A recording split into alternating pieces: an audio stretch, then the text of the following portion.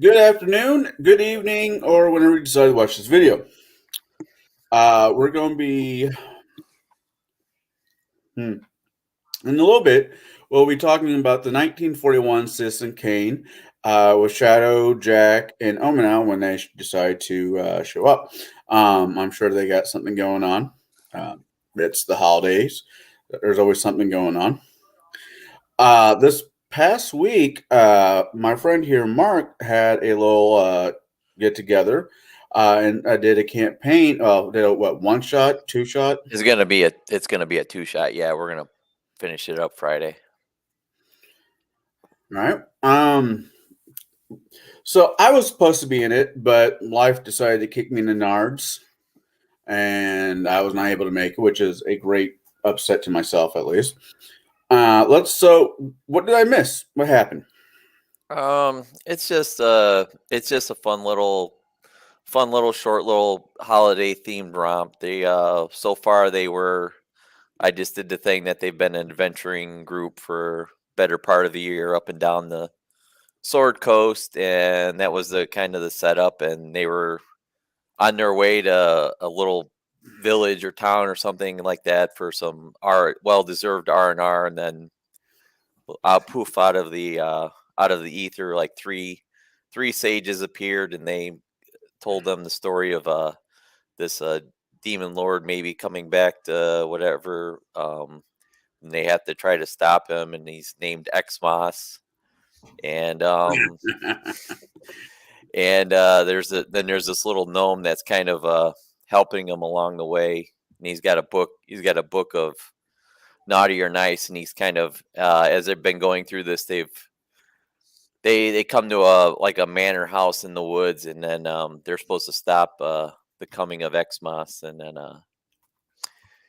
yeah, there's a lot of real bad dad joke Christmas themed jokes in there. And then they started out, they had run in, guarding the door was a dire warg named Thanksgiving. They fought him. They had to fight some Christmas elves, which they did. They fought 4 Christmas elves, and they went through the top of the tower and through the trap door. They threw oil down, and they kind of incinerated 3 of them right from the get go, because we're playing BX style D&D or OSE. So Right. there's not a there. I had them start. There's 4 of them playing. There's 3 to 4 players. So I had them make level 3 characters, and then yeah. So they threw the oil. They killed 3 out of the 4 elves right away, and then they kind of took the other elf, and they kind of questioned him about stuff, and uh found a little bit of loot in that room. One of the things they found little figures, and then they found some Christmas cookies that work like I think the Christmas cookies supposedly work kind of like the elven bread, like in Lord of the Rings. One cookie of Lemons, lemons. lemdrish bread or something like that. Yeah. And then they had what did- they had a run in with in the game. It wasn't a full wraith. It was rated as a half wraith. It was made special for the game. But his whole thing was he didn't want to be. He got caught up in something, and he was named Han, I think, the ghost or the wraith. And then he just wanted to be able to move on from this world to the next. And um he was okay. He was Han, the ghost of Xmas peasant. So what the joke was, he was a peasant in his former life and made Right. some Right. deal. And then he got taken care of by the group. And then I think trying to think, the last encounter they had, they fought a flaming a skeleton, which they kind of thwarted me a little bit, because his whole thing was he had a aura about him. So when you get in a melee with him, you would be suffering damage every round just from the heat from him. But they did a protection from evil spell, so my flaming skeleton couldn't get in the melee of him. So, and he had a big club that he could. His club was a Yule log, and the skeleton Jeez. name was Yule Lagos. And they were fighting him in the kitchen, and there was a big fireplace. So the only real good thing I got to do was one of his acts, like it would be like, I guess, equivalent to like a layer action or something like that in 5e. He could make the fireplace like do a blast, so everybody that was in the room got a blast of fire damage from that action. But he couldn't get in the melee, so he just kept picking them off, shooting them, and then I threw my club at. I think I threw my club at Jack's character, but I think I missed since I couldn't hit anybody with it. And then, yeah, that's where we left off. So they got a little bit more to finish it up next Friday, and they got to try to stop Xmas from coming to the realm and wreaking havoc. So Sounds fun. We did this past Thursday on Table Breakers. We're doing my one shot, and I'm not going to give too much away because we're still, like yourself. I have another outing, but small little. It's a island kingdom out in the North Sea. So imagine like Norway up in that area, but small little island. And children are come up missing. And this is during the winter solstice. So they're celebrating Yule.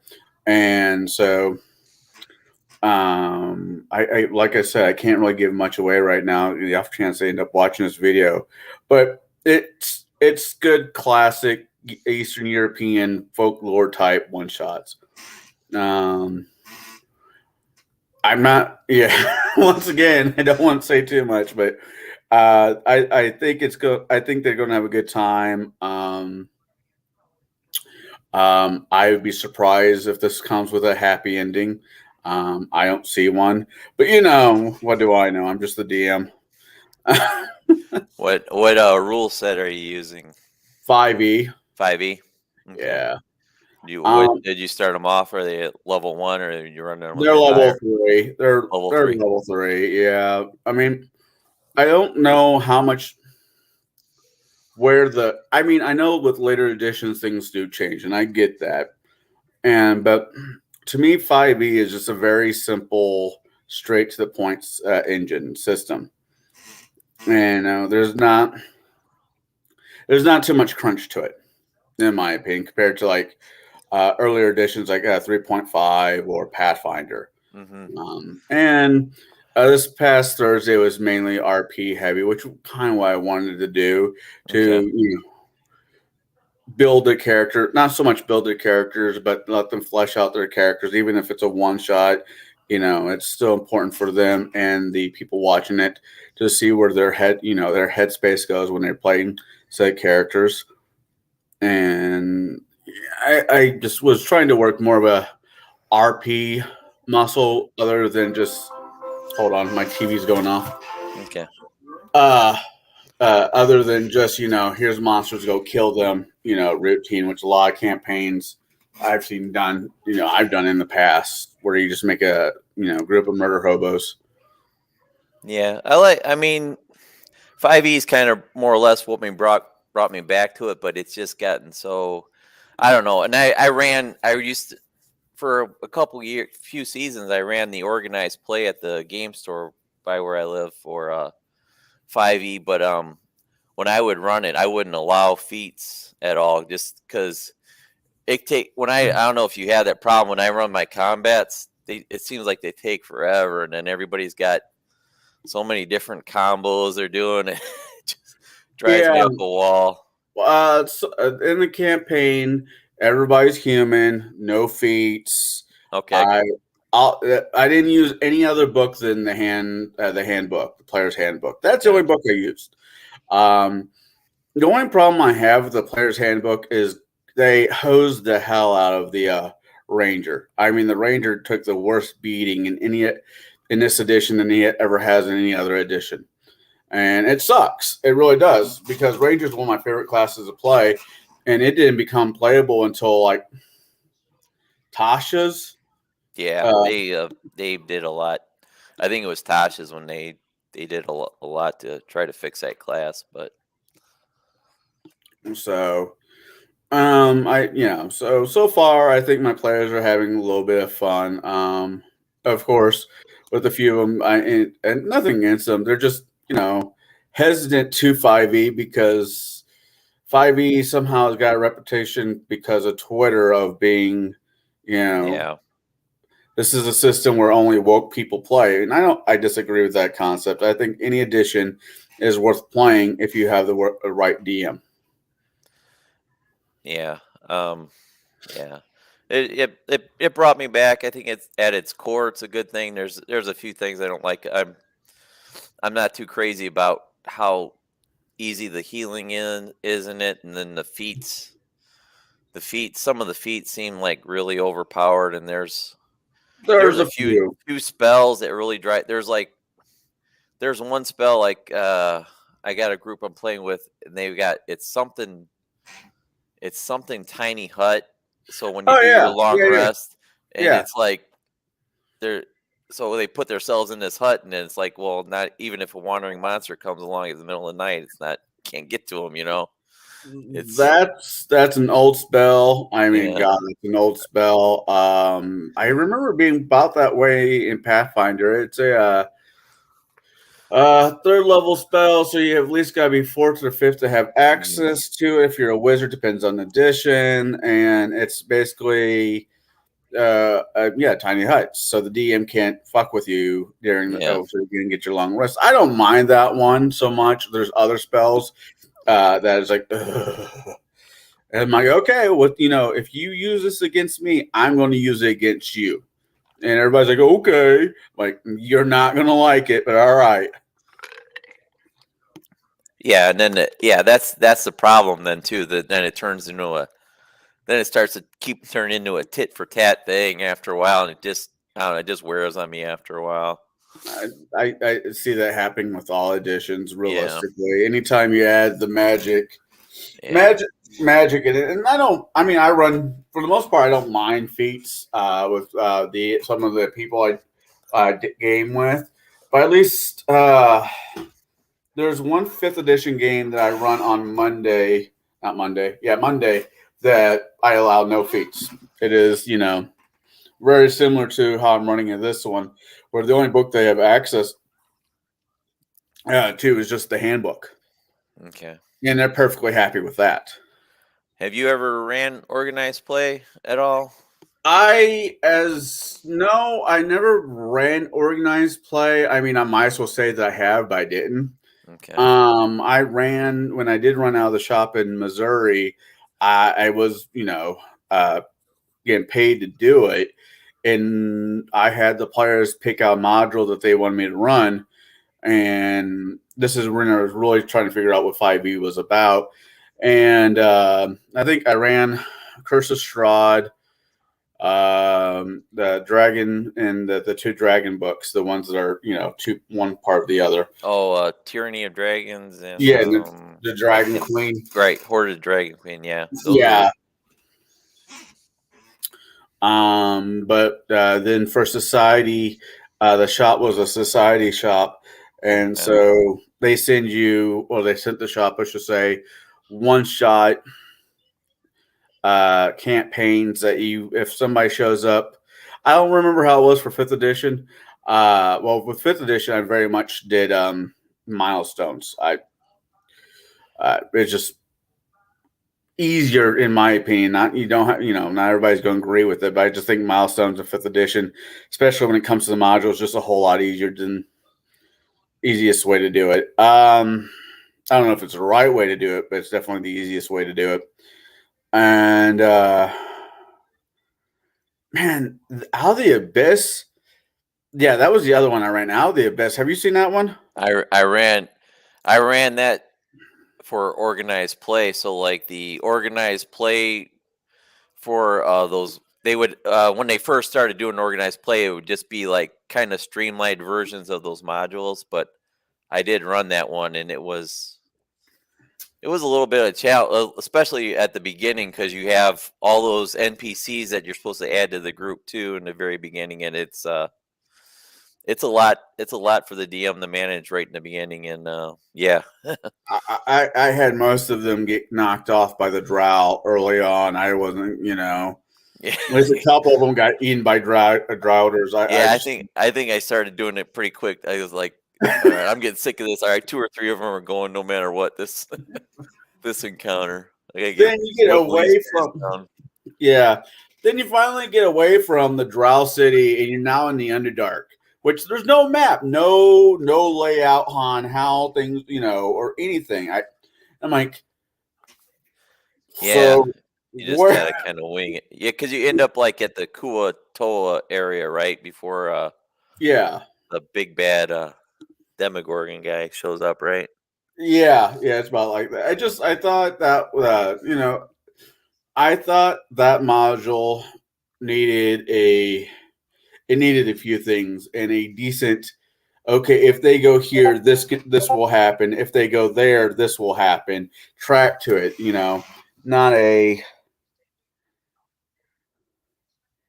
not what you got. Well, it's the player's choice where they go. I'm like, this sucks. Yeah, and you got to be careful with that one too, because there are a lot of players that they hate that one, because it starts out they're imprisoned and their gear's taken from them. A lot of players Oh yeah, don't like don't like that at don't like all. that at all. No, it's like I played ran was it Skulls and Shackle through Pathfinder, and you wake up on a pirate ship, and all your shit's gone. It's on the boat, but you're there as a prisoner, and like, we don't like this. I'm like, Yeah. How did we get taken prisoner? We would have gotten caught. We're smart here right away. It puts yeah. them in a bad mood right from the get go.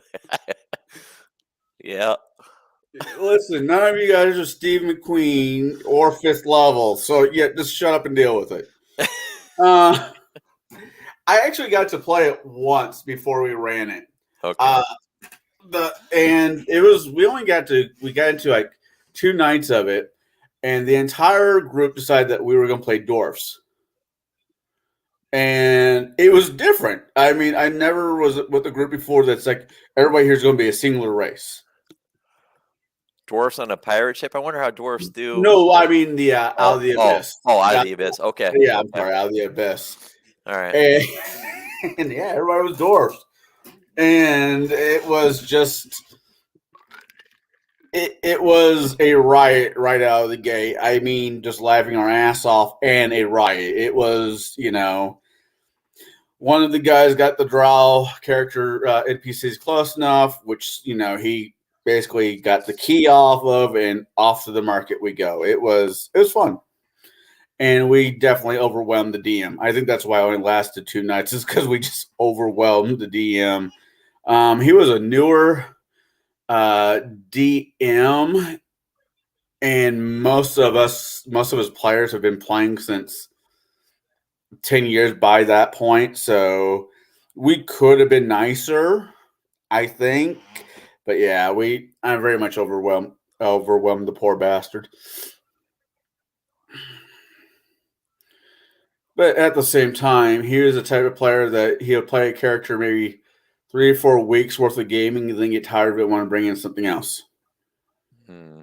Which drives me up the damn wall. Yeah, I've encountered that too, especially when I've done this thing in the store and playing with people I don't play, and then well, I'm sick of that one. Can I just swap out characters middle season adventure? I was like, no, or if you are, you're gonna start at a lot lower level than it's not gonna be an even swap for swap. There's got to be some type of, everybody else has been sticking it out playing the same thing. You shouldn't get all the Yeah. rewards.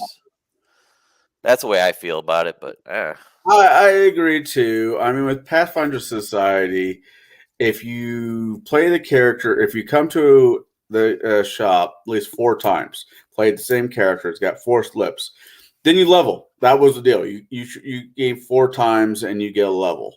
okay. You know, And I like that. I like the concept of it, especially for store play. It keeps people coming back.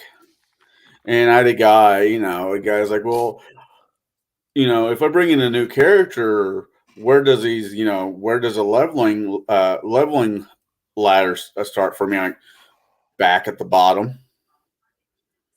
But I've been here. I'm like, it doesn't matter. It's a new character. You can't play mix and match with these. No, it's whatever character you're running starts here, and you work it up the ladder. If you want to bring in somebody else new, that's fine. I wish you wouldn't, but you're going to go back to the bottom. And he didn't like that, but he still gave me $5 to run, so I don't know what to tell you. Um, do you have a local you have a local game shop in your area? Um, kind of now. It's kind of been in flux, but I think there's one back. But the one I used to run at, when I was running Adventures League all the time, that place went under. But no, Before that, I haven't. I since COVID happened and all that, I haven't really ran in store in person other than the only time I ran in person since COVID again was when I did the free RPG day thing in June. Um, and yeah, that was the last time. But I got a one guy I made good friends with a few years ago. We do the online thing on Tuesday, and he's been introduced. He started his wife. She's kind of new to it a few months ago, but yeah, I haven't done in person in a long time with any regularity. I got Bruce's game every other Saturday. I don't know Oh how he man, does it. He eight does those hours. 8 hour mirror. I don't know. I can't. I don't know how I did it honestly yesterday. I was I was good. I was good. I was fine. Then towards the end, I'm like blah blah blah blah blah blah, and already 7 hours into it, and he's like, "How's everybody doing? You want to go for another 16?" I could just hear it in his voice, and there were a few people like, "No, no, I want to go to bed." I'm like, "Okay, we'll stop."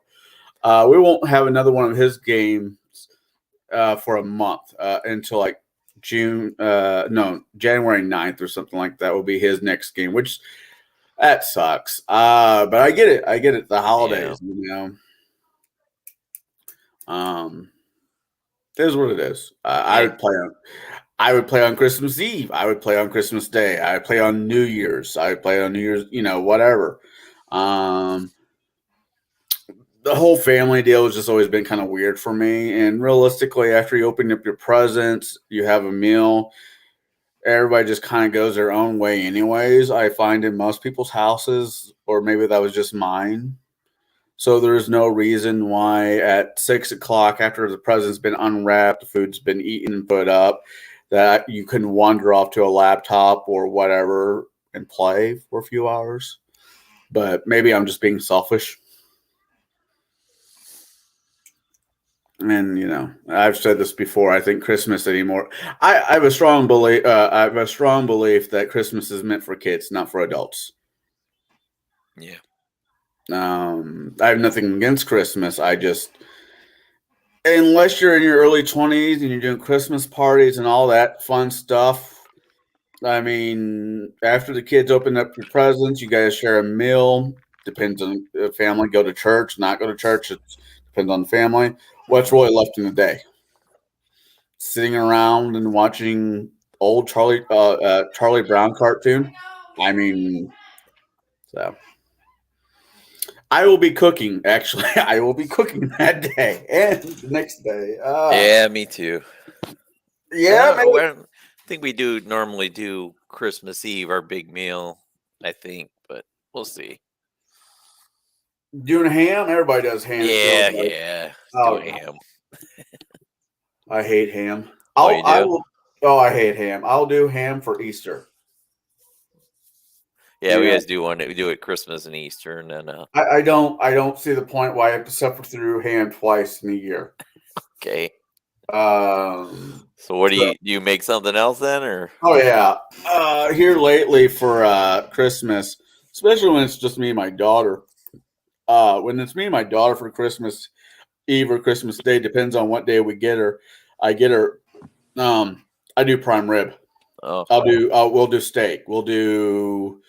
Uh, yeah. Prime rib's kind of a popular one to do holiday time too. I think a lot of people. Yeah, that's a lot of people like doing that too. I know.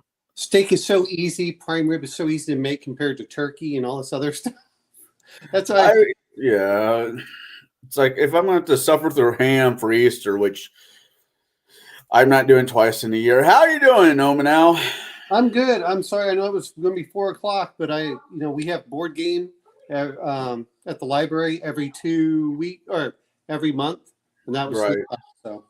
No. I mean, that's completely awesome. I get it. Still waiting for Shadow. Before we get into the movie, how was your gaming this week? Did you get any? I'm freaking still tired from yesterday. So, well, Did you get? that's the real question. Have you recovered? Which obviously the answer is no. But man, when I saw your message and you said I just got out, and I'm like, wait a minute, this was what is it, 12 plus hours later? Yeah. I got a game. Like, oh man, you are going to be suffering. Wow. After we get done here tonight, I'm going back in. Oh wow. So Mark's game was pretty good for that. Looking forward to the. I'm sorry you missed it with the Christmas puns. I am too. I will definitely. This coming Friday, my clients will be out of town, so I'll definitely be able to make this one.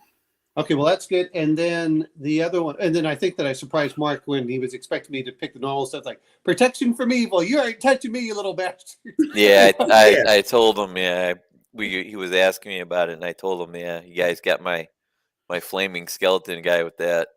Yeah, well, that's part of the reason I like picking, other than the cure light wounds, because it's a great spell, but man, it makes your character really boring for a lot of stuff if you don't pick the other stuff. And then yesterday morning, I was playing with Ye Old Geek on his French Revolution Call of Cthulhu game. Oh, that had to be fun. Yeah, that was I mean, I've played with him before. He's great for doing everything. And you can see why he loves Call of Cthulhu. I gotta find a way to get myself invited to one of his games, even if it's on. Well, it has to be online because I don't live in good old Britain. So Connell, all you have to do. He normally has these games. They're like 1 or 2 shots. Normally it takes about 3 sessions to do them. They're usually you have to get up early. It's about 8 a.m. Central Time. Oh. And then he runs them for about 2 or 3 hours. So basically, and it's going to be about the same time that you do your stuff with Bruce. So if you want like a 12-hour game, but yeah, that's what. Now I know he does some on some other days, but man, those are like 2 p.m. or something like that. Well, I can't do, because he's 6 hours ahead of us. Yeah. So, but Saturday mornings work out great for me because I like to do other stuff. If I have my son, he usually sleeps until about 10 or 11, so it works out pretty well. It's about a 2 or 3 hour game, but it's a lot of fun. This one we were playing French soldiers right before the French Revolution, so that works out pretty well. So were you able to watch the movie, Donald? Yeah, I watched it. I watched it. It was an interesting. It was. I remember watching it when I was younger, back in high school, because it was our teacher brought in for film history. We're talking about that, and it's it was in one of the top 50 films in the British cinema. I can't think of what it's called off the top of my head, but yeah, no, I saw it before, and I'm thinking to myself, this movie just fucking drags back in high school. I didn't think it dragged. I mean, I've seen it, but to be fair, when I saw it, it was in my 20s or early 30s when I first came, late 20s. I guess, well, we are live, so that's why I'm going to mention this since we can talk about the movie. Did you notice that all of the makeup that they did for all the different characters, like how they aged them and de-aged them during? Oh yeah, oh yeah. Uh, Wells, they did a great job with him and the lawyer, his bank lawyer. Yeah, well, his bank lawyer, then his friend, that was the other one, that was kind of the yes man with him. Yeah, with Yeah. at the Yes, newspaper. and Wait, then Leland they did a good job with, um, and then I thought they did really good with the singer. Where if you looked at her when she was drunk, you can tell that they did the makeup under the eyes to make in her eyes. this movie, I mean, I was looking into it after I was looking into it as I was watching it, and I actually have it pulled up right now. Like I said, for about 50 years, it stood at number one in the British Film Institute.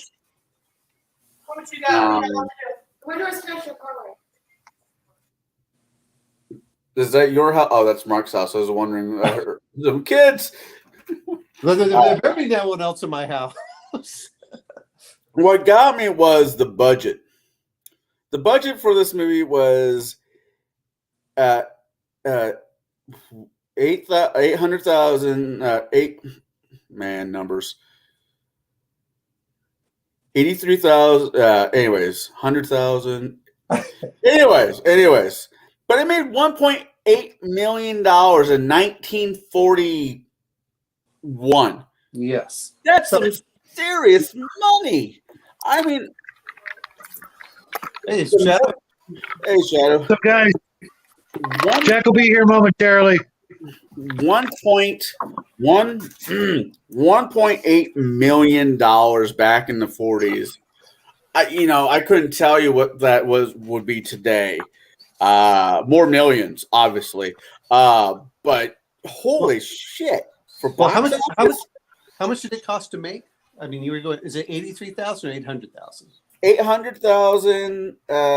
It's 839, comma 727. I'm still hurt. No, that's fine. I'm still hurting. I'm surprised you were able to play the game yesterday with the.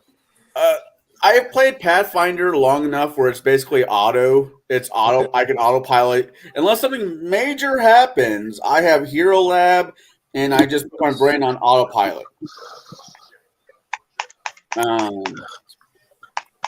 Is Hero Lab like the D&D Beyond for Pathfinder? Yeah. Okay. If somebody asked me yesterday, hey, I need to do math, I would have told you outrightly to go fuck yourself. I do enough math at work. I'm playing Pathfinder. But I could do the math. I'm not promising it will be correct though. You know what? I love my job. And I shouldn't bitch about my job, but the holidays, my clients think there should be a party every Friday until the end of the year, which I don't have a problem with because I get a Christmas bonus. Yeah. But I need a list. I need a list of the people that are coming, dietary restrictions. Don't fucking throw a fucking vegan on me at the last damn moment. Those damn vegans. Don't you have anything that's vegan friendly? I'm like, oh my God. I wasn't going to get fired. I know my clients are not going to fire me. I could pull some shenanigans, and I didn't make it, but I ordered like 3 pounds of traditional Italian gelato. Yeah, right? yeah. Oh, that's really good. Yeah, depending on which place. Yeah.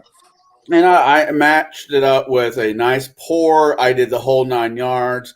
The freaking vegan, and I'm not saying any names because I know better, but the freaking vegan sends one of the people down and says, do you have any vegan-friendly ice cream? I went to the ice box. I got a bowl. I filled it with ice and sent it up to her. Oh, geez. So Connell, I'm going to ask you because I understand with gelato. Yeah. Is sorbetto vegan friendly? Because I like sorbetto myself because sometimes the milk products get to me, so that's why I was just curious. No, I was just curious. Maybe next time. That would have been fine if I knew. I just need to know the guest list. Oh, I know. Anyways, back to I could bitch about work for like at least a good 3 hours right now, and still be happy to go in later in today. So because after the show, that's where I'm going. I'm going back to work. Okay. So well, I thought that it also got you because you also had to fire that guy. So I had to fire 2 people. Wow, what was going on there? Were they just showing up late or not doing anything, or what was going on? If you don't, I did not go, and I'll make this quick. I did not go to an institute for culinary arts. I was privately trained by 2 highly recognized chefs in the cooking community. I put in my time. I got the cuts, the burns, and the headaches to deal with. I did my time, but because I don't have a fucking piece of paper on the wall. These asshats like to come in and think they can, run the show because they're real chefs and I'm not. And I told them, I told these 2 fuckers, just like, pack up your knives. I don't care. Just get the fuck out. Yeah. And I spent the rest of the night and most of the morning. Prep work. Yeah. But anyways, we're here to talk about Citizen Kane. And, Kane.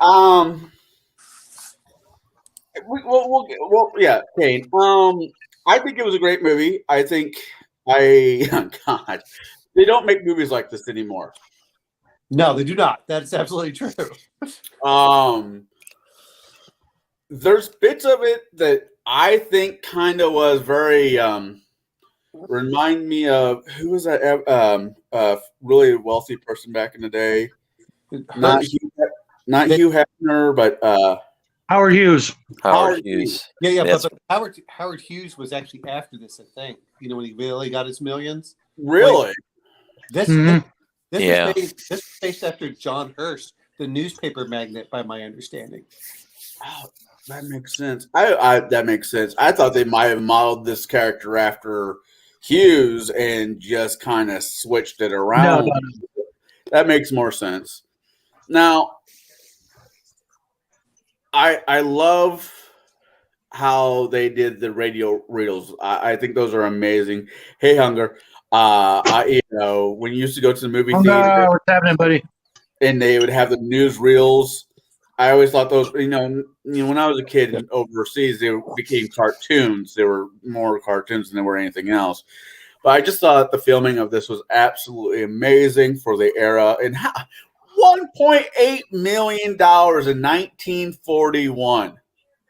Oh, so this one says it was a brutal portrait of newspaper magnate William Randolph Hearst.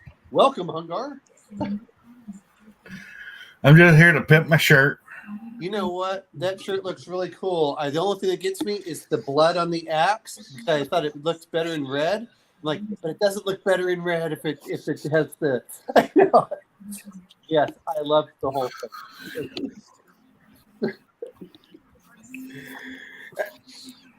We're talking about the movie Citizen Kane. Have you seen it in the last decade there, Hunger? Nope. All right. Well, you're going to be bored. I'm never bored. Well, you know what? It's good to see you back where we don't have to see medical equipment in the background. So,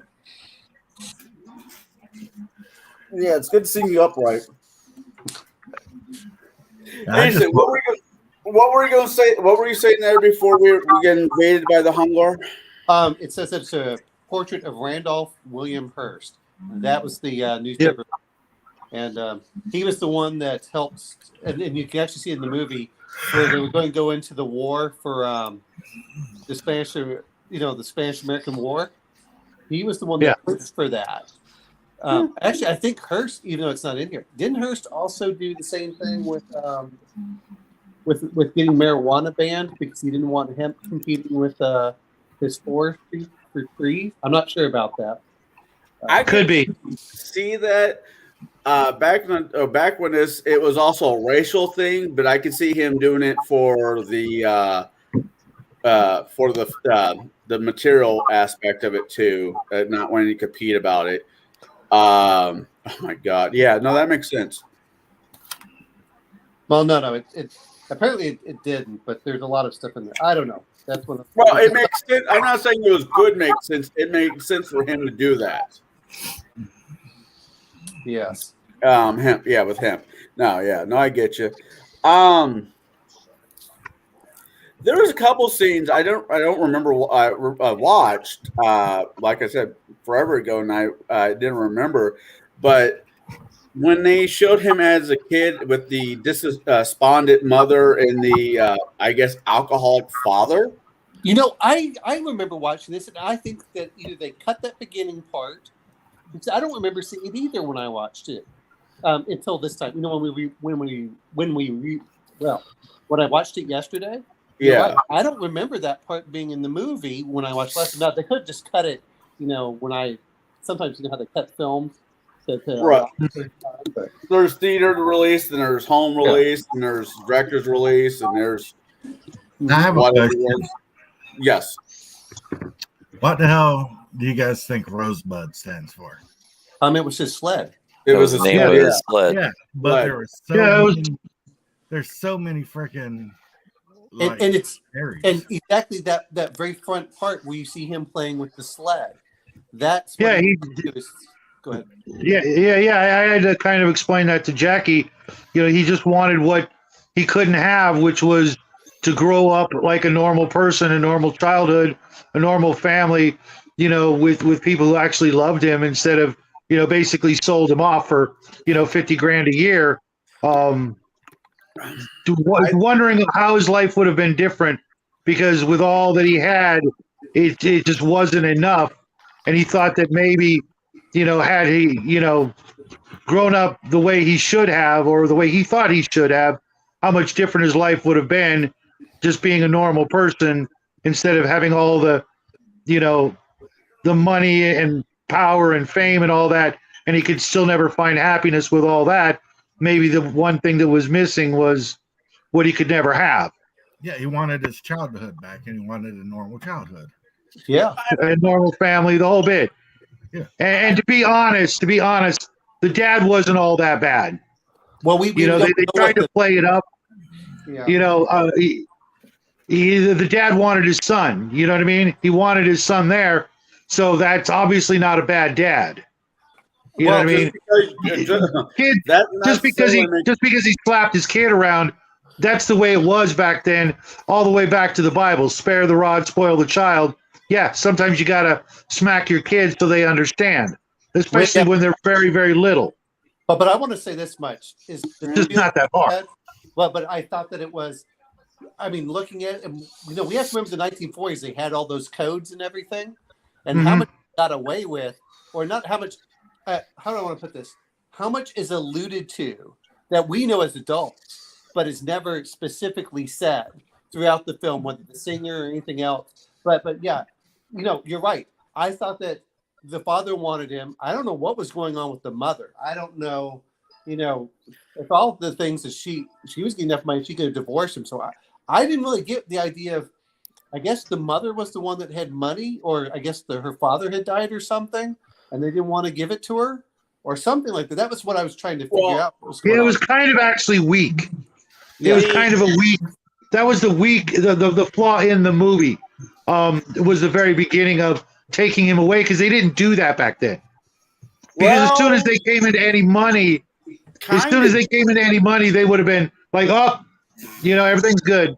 Well, I think, and this is my feeling, and I don't know, is this is what I kind of gathered, is her father or whoever was a very rich man or something like that, and had passed away, and basically that, and I know some of this stuff does occur, because that almost happened to my aunt, but I guess if she married an alcoholic, the grandfather didn't want to give them anything, and said, well, look, here's what I'll do. I'll give you enough money so you can take care of yourself, but you have to give up your child to act as, to this guardian for the bank. That was my feeling for it. When she came in, she came from a family with a lot of money. Right, but they would just, clearly divorce wasn't a thing. It wasn't a big issue, because, he got divorced twice in the space of like a decade. She could have just, taken the money and the kid. I think it was just a contrived way of getting him away from his family so that he would, in fact, feel the way he did about Rosebud. Other than that, once you, like edit that, maybe that's why they cut that part of the movie out, is because they're like, this doesn't make any sense. People back then would have believed it because everybody was poor, and they believe, this contrived excuse to get the boy away from his family. So that everything else would fall into place. According to what I'm reading here, the gold was discovered through a mine deed belonging to the mother, and the mother sent the child away for an education, for a proper education. It wasn't signing the kid off as we don't want you or getting you away from the father. It was in 1871, a quality school was not in everybody's fucking neighborhood. It was you had to go away for it.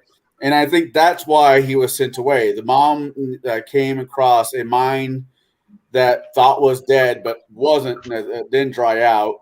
And for the betterment of the child, because that's how it normally works out in theory, the child was sent away for a better education, where I'm not saying that was a right call or wrong call, but if you had money, that's kind of what you did. You sent your kids to private schools, sometimes on other side of the fucking country. That was what bothered me, was the weird thing about she got a certain money for the trust, and then he was going to get everything once he turned 25. But I agree with Shadow. I didn't feel the dad was a bad man. He wanted to keep his son.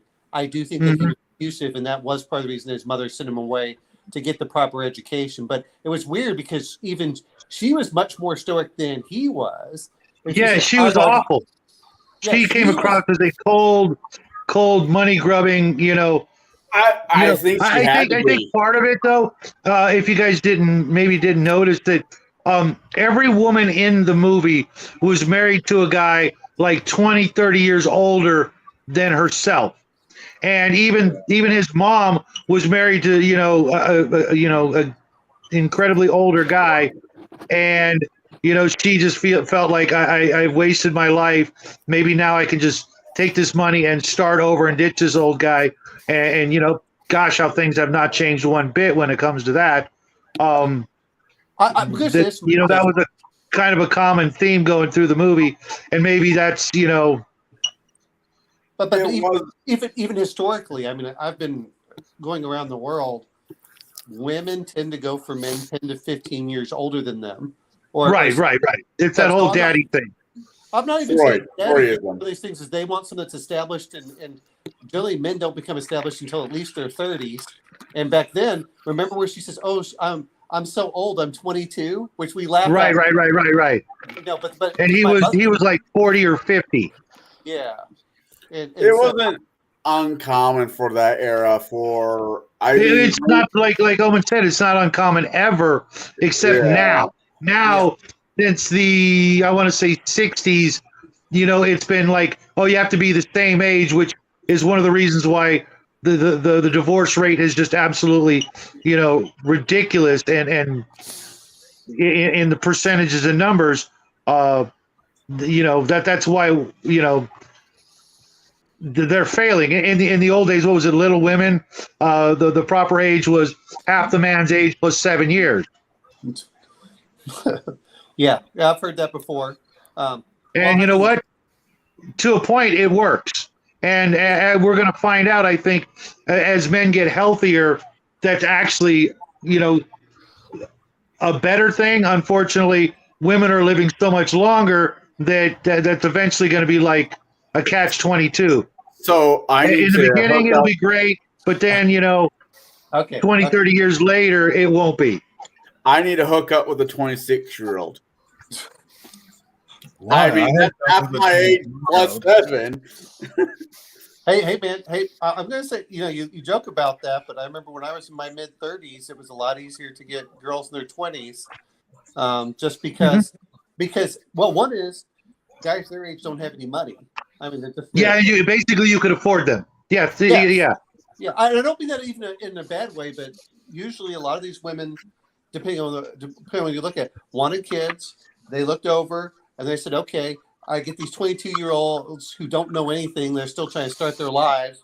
Or I can get someone in their 30s who's established that's making some good cash and is not going to be flighting everywhere. It's like, yeah, I understand it. Like I said, it's my grandparents and my parents were all about the same age. And my grandmother, in a weird incident, and we're not sure exactly what happened, left her daughter behind for months with the family, and they apparently the rest of the family made sure they got back together, which I'm glad for. But there was something weird going on there. But I understand. That was a different time, especially if you're out west. Looking at where they were in Kansas, Colorado. Colorado. Yeah. He was in Colorado, and he was being raised in a boarding house, which a boarding house is historically not a great place to raise a kid to begin with. Well, and that's what I'm going to have a question for, is because they're talking about the boarding house. Was he adopted?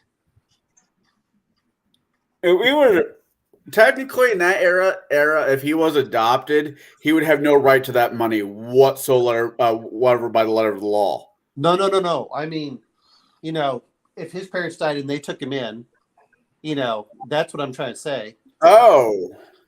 No, Yeah. It says Kane's mother. I don't belonging. Yeah, I don't think that was the case. What's up, Jackie? Welcome to the show, bud. Yes, I'm here. Oh, adios, Hungar. Oh, okay. Bye.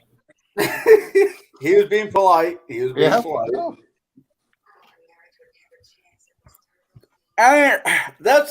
We're talking about. Damn. Let's see. This movie is based in the 1940s. Yes.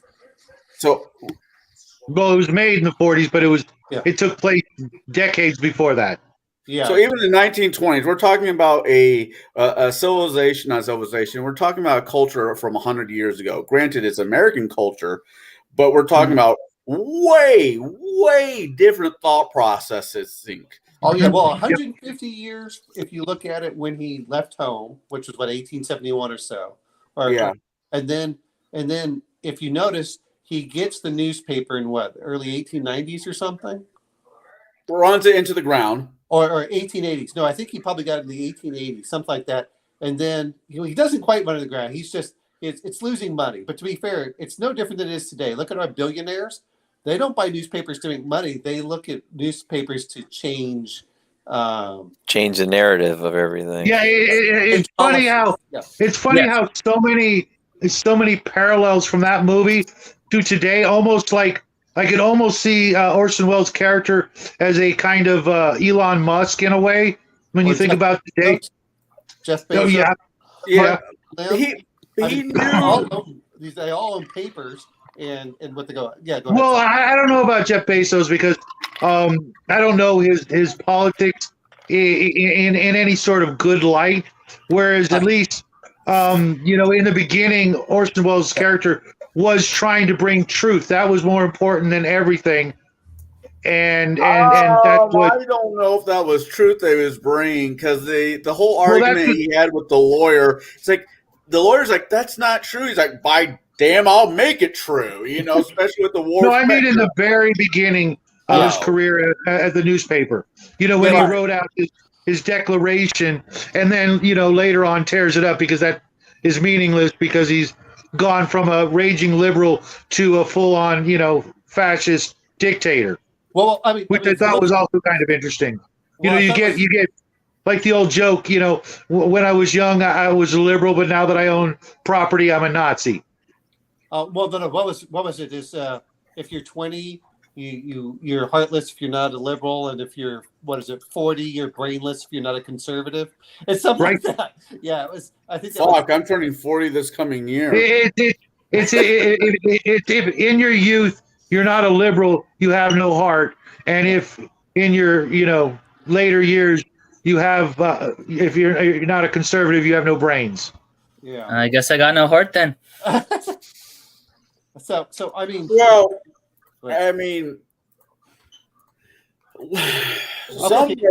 historically, liberal wasn't always a bad word. No. What he meant is I would disagree.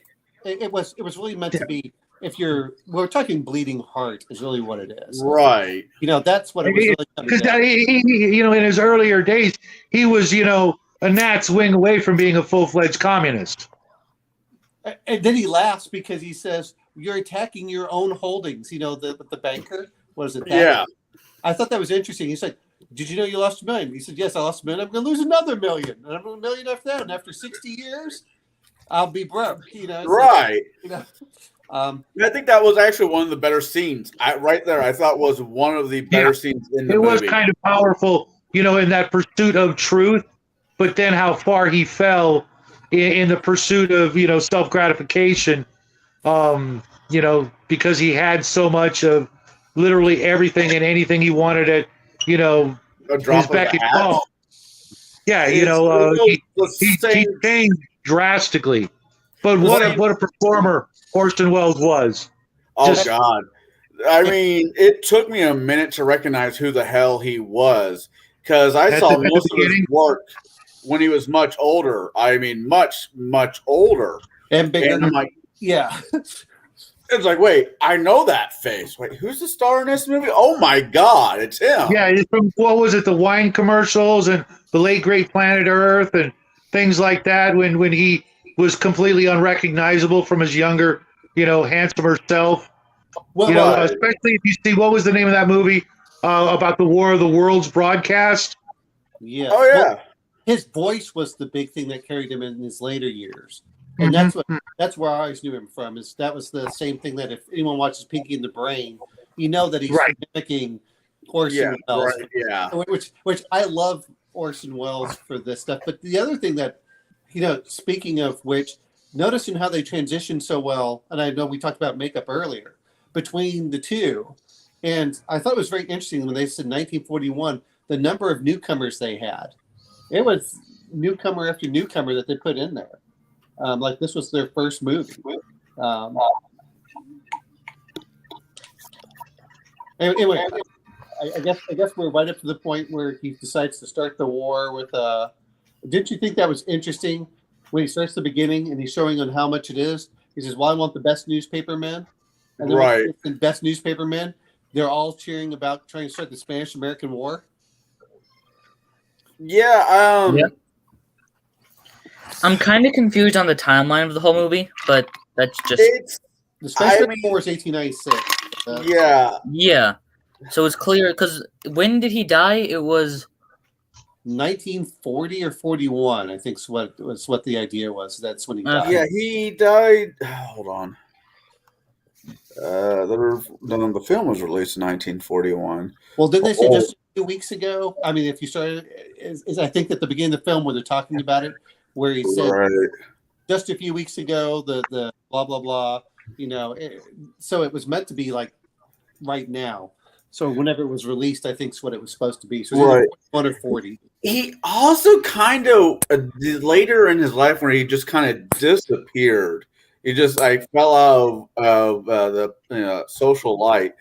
I almost wanted him to open up another newspaper and kind of do the Willy Wonka. Okay, I disappeared for a while. I'm back. I'm going to leave this to somebody. Because I think the younger version of him probably would have done something like that because he wanted to be the voice for the people because he thought rich people only wanted to use said people, and he was both rich and young. So he wanted. Well, he became everything he despised in the beginning. That's kind of the point. Is this tragic fall? This idealistic young guy who suddenly gets everything dropped into his lap, and he wants to do the right thing, and he does the exact opposite of what his younger self would have hated his older self. Well, and he never learned boundaries. That was the other aspect. Oh, being that rich, what is boundaries? Well, I mean, whether it's for his friends or taking advice, because like Shadow said, there's a very different between self-made millionaires, and how much they spend and things, and then the people who come into money. And you notice the two differences between them, which is, it's, well, does this make sense? And it seemed like Thatcher, who really was acting as a father figure to him, was trying to Mr. Thatcher. Yeah. Kane, you're adult. You don't have to call me Mr. Thatcher. Whatever you say, Mr. Thatcher. He says, well, yeah, I mean, it was one of those I'm things. probably misquoting it, but Yeah. he never stopped calling. No, it was kind of like, shut up, old man. I know what I'm doing. I'm going to do it. There was that. Then what else did he do? With Leland, when he was going over. But if you notice, at first he cared about causes, and as he got older and older, it started becoming about things. The things mattered more to him, and they were exercising that power. Yeah, even his own son, which was like in the movie for like 4 minutes tops, and then suddenly, no further, nothing. You know what I mean? That should have been his whole life. And well, I agree with you. I agree with what you're saying. My daughter is my whole life. Jack is your whole life. And for the rest of us who have kids, they're our whole life. But if you're ripped away from your parents at an early age, a lot of those emotional connections that you're supposed to have with your family, fuck. You get money, you send me with this bastard. He puts me into school after school, and I keep getting kicked out. I can't go home. You abandon me. Why the hell? Those. Well. Right. I mean, but if you look at it, I mean, which was interesting, was kind of like once he noticed that he really didn't care. Like when his wife left him, he's like, you should just drop out. I'm not going to drop out. And then his wife divorces him, and he marries the singer. And what amazes me about it is, like Sheriff saying, where was his son? I mean, even if you look at some of the other right, even when the Getty, J. Paul Getty or whoever he was supposed to represent, was threatening his son, there wasn't even a consideration. It's like his ego had been so inflated that it's like, oh yeah, I'll fight you tooth and nail. I don't care who, gets in the way. I'm going to be governor because I want to be governor. Therefore, whatever. That was just absolutely mind blowing. I mean, had it been me, I don't know about you guys, but I would have broke that guy's neck right then and there. It's like, what? Sorry. These two women aren't going to say a word. Okay. His neck's going to get broken. He's going to disappear because I'm going to make a phone call, and that's that. You threaten my son, you threaten my wife, and my mistress. Guess what? You're not walking out of here. Well, what gets me about it is, and when we're talking about social aspects, which if we are going to mention a little bit political, is really, and I think this is very apt, is the character of Kane is no different than Donald Trump in certain cases. Like there is no such thing as bad publicity. I'll survive it and do whatever. To a small extent, yeah, but I think. Well, I'm thinking the 1980s. If you remember Trump with Marla Maples, he's like, oh, okay, that's what I'm referring to. Is for some of that is, but what really gets me about the whole thing is he built his castle, and if anyone's ever been to Florida, there's not a lot of elevation change. Yeah. I mean, he built this.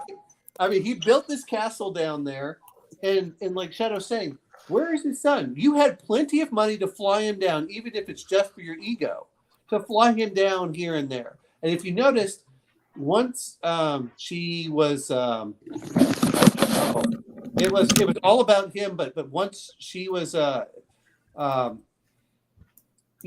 he was disgraced, and that she would stop singing and everything.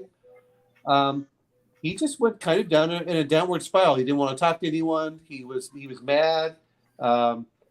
She's like, why can't we go to New York? I don't want to go up there.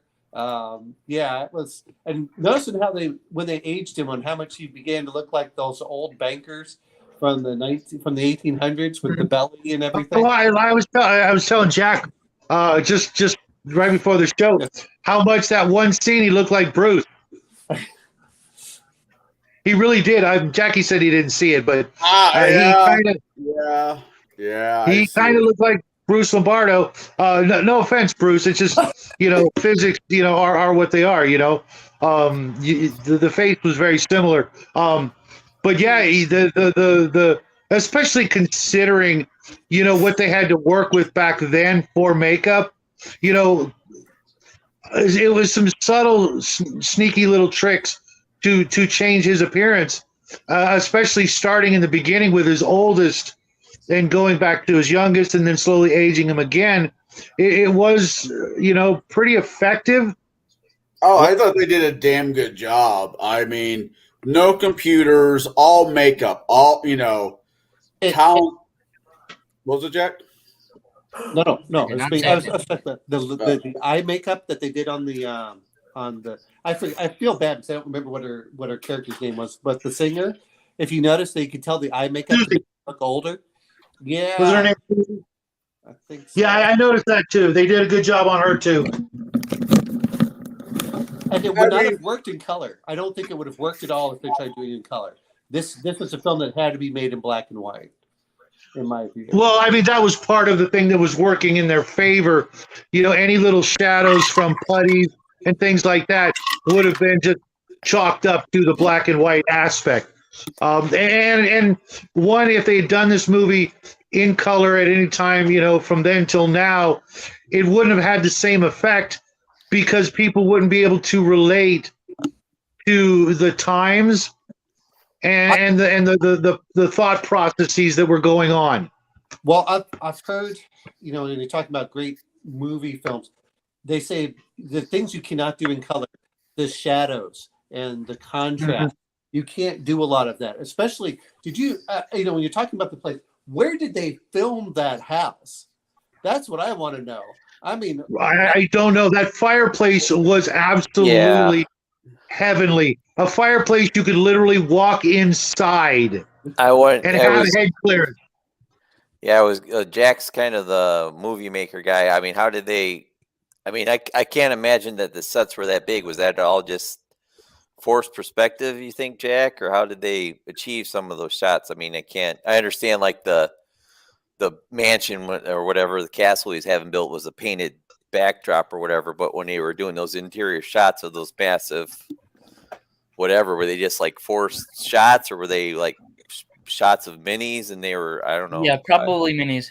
Honestly, to me, the most impressive thing was that shot with the mirrors. But that's just because shots with mirrors are something I really want to be able to do. And not just be able to do them like with the mirrors being an essential part, but if you film, oftentimes you have to get rid of any mirrors or reflective objects in the area, or else you're going to see the camera. So not only just being able to have one in the scene without it looking bad, but actually having it be the main focal point of a scene, especially back then, is difficult. Like, I think I know how they did it. They just angled it right and then zoomed in, but still. Yeah, that was an incredible scene with the mirrors, the hallway where the mirrors just went on and on. The hallway just went on and on and on because of the reflections. That was freaking amazing. And it's just like, what is that? It's like a 5 or 10 second shot. It's not even that long, but it's just right. They didn't have to do that, but it was a way to show the opulence and grandeur of his private little castle or what have you. I think a lot of that could have been filmed outside the United States for those scenes, and that would have explained a lot of the cost for back then, as opposed to. What do you got for us, Connell? I'm looking. A lot of most of the filming took place in what is now stage 19 at Paramount Picture Lot in Hollywood. There was some location filming at Balboa Park in San Diego and the San Diego Zoo. So it was all filmed in California. Well, wow. And I will say this much. This is what I think they did. When they took that, I don't know what they did for that big set. And I guess they kept reusing, some part of it. And he just did a good job of changing it. But at the end, I'll bet you he just said, I want you to pull all the props out of Paramount. And that's what it had to be, yeah. Yeah, that's basically what they did. They must have just put them all in a big warehouse or something, and then that's what it had to be. And the boom crane that they had to have to make that panning shot at the end of all the artifacts and relics and treasures. That must have been monumental to get that scene to work with all the things just to finally get to the sled. Hearst Crystal, Hearst Castle, and San Diego, Los Angeles is where Xanadu was filmed at. So it's a role. They've kidnapped somebody's house, so that fireplace probably was somebody's real fireplace. Well, I mean, if that was Hearst, and I'm saying Hearst was so furious about the similarities, he pulled all the strings he could in an attempt to scuttle the film and derail Wells' career. I mean, that's how much he hated this thing. So I thought that was interesting. And that's the same Hearst related to Patty Hearst, correct? Yes, I think it was her grandfather. That's what I thought. Now, was Wells, I don't know, Jack might know it, was Wells himself responsible for all the cinematography in this movie too? Or? Yes. Yeah, I believe he did everything. I thought, so, yeah. I mean, he's like, I mean, his shots and everything are like so high style. I mean, like I think of him, and then now in modern times, I think of like Quentin Tarantino with like their heavy stylized shots, and then before him, I think I can think of like so stylized as Hitchcock. So, I mean, Hitchcock I think is a very good one. I think James Cameron on the way that he does a lot of things as well. So apparently it was a critical success, but Citizen failed to recoup its cost at the box office, which is interesting. It made $1.8 million. Yeah, but didn't you say the cost was 800 and something to produce it? 800,000. Yeah. Well, then they, I think movies have to at least double to start making money. I think that's kind of a rule of thumb, at least. So, I mean, that was interesting. Well, let's look at this way. With the old codes that they had, look at all the stuff that there are a few things I thought was interesting. One is, the equivalent would be very different, but, they showed a lot of cleavage, which they didn't do in films that time. They didn't talk about, they made hints of, I know about it, but you knew that just the way it was is that he would hit his wife. You knew that he was hitting at least his second wife, not his first wife, but his second wife. You knew that he was cheating. I mean, they didn't really hold back in that time, even though it's what I want to say, understated. It is definitely, there's no doubt about what was going on in that film. And I think in some ways, and this is why I've said it before, sometimes less is more. By alluding to things, you don't have to spell everything out. Right. Right. That way you can. It's up to you. The story is that much more personal because it allows you to include your own thought process and opinions as to what happened. There's no proof one way or the other. There's hints, but it's not spelled out like it would be today, where they would use that sort of thing.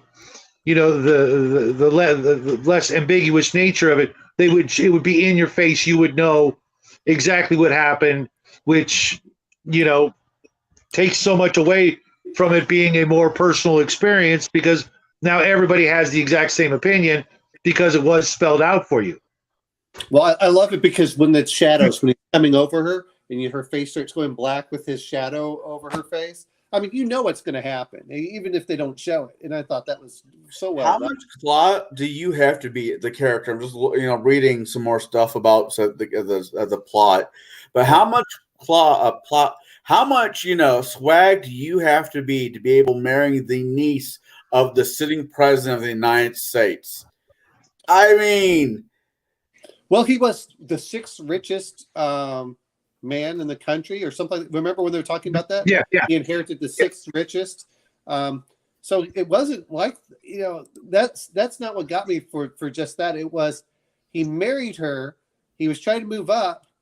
And what gets me about it is his wife was willing to forgive him, except once, but he's like, no, I'm going to stay with that singer. It's like, well, your ego just lost you your son, your wife, and the governorship. And you could have just lost. I mean, she was kind of willing to look the other way as long as it didn't get into the tabloids. soon as he got the tabloids, like, nope, I gotta leave. I can't deal with this. I mean, in the son, I mean, he wouldn't be the first son in history realizing his dad is a walking piece of shit just to walk the other way. No, I know, but I'm just saying that Right. You know, maybe flying his son down to the mansion that he had down in, was it Florida? Was it supposed to be Florida or wherever? Florida, Was the kid's like, no, sorry, rather stay with mom. Yeah, but I mean, there's a lot of things that are coming into. But what gets me about it is he just didn't care. She's like, well, we're going to leave. And let's be honest, if you're the niece of the president, it's not like you're going to win that battle. But after that, what did he do? Oh, got a divorce. I immediately married the singer. He married the 2 weeks later. Yeah. That's classy. Dumbass. And then the very next thing is I'm going to make her the opera singer, and we're going to do this. And and his friend Leland, you got to give him credit. When we talk about the aging for the two. Yeah. When you see him in the I guess in the nursing home, and then you see him when he's young. The two. I mean, they did a lot. Making sure his hair looked really cropped.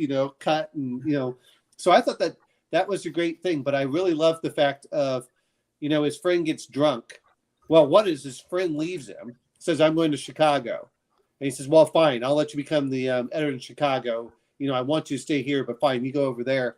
But when he sees him in Chicago, and he's drunk, and he just wrote a few things trying to be honest and couldn't finish it. And, that, and then they said, well, he's doing the one thing that I'll finish at least something. And I thought that was interesting. It was the last thing he finished, what Leland said. And then, exactly the point where she's yelling and screaming at him. Why did you do it, Leland? You could have supported me. I mean, she's getting really mad at him. And why did you give him $25,000? And he goes over and he just shakes the envelope. The check. And you knew it was the check. Yes. You didn't need to have it spelled out. You know what I mean? But you just knew that was the check. He's like, here you go, buddy. Oh, and by the way, this is the guy you used to be. Yes. And then what does he do? He tears it up because he doesn't give a shit anymore. That was, his dumb younger self. Look how much he's changed and how much more powerful he's become. Ego.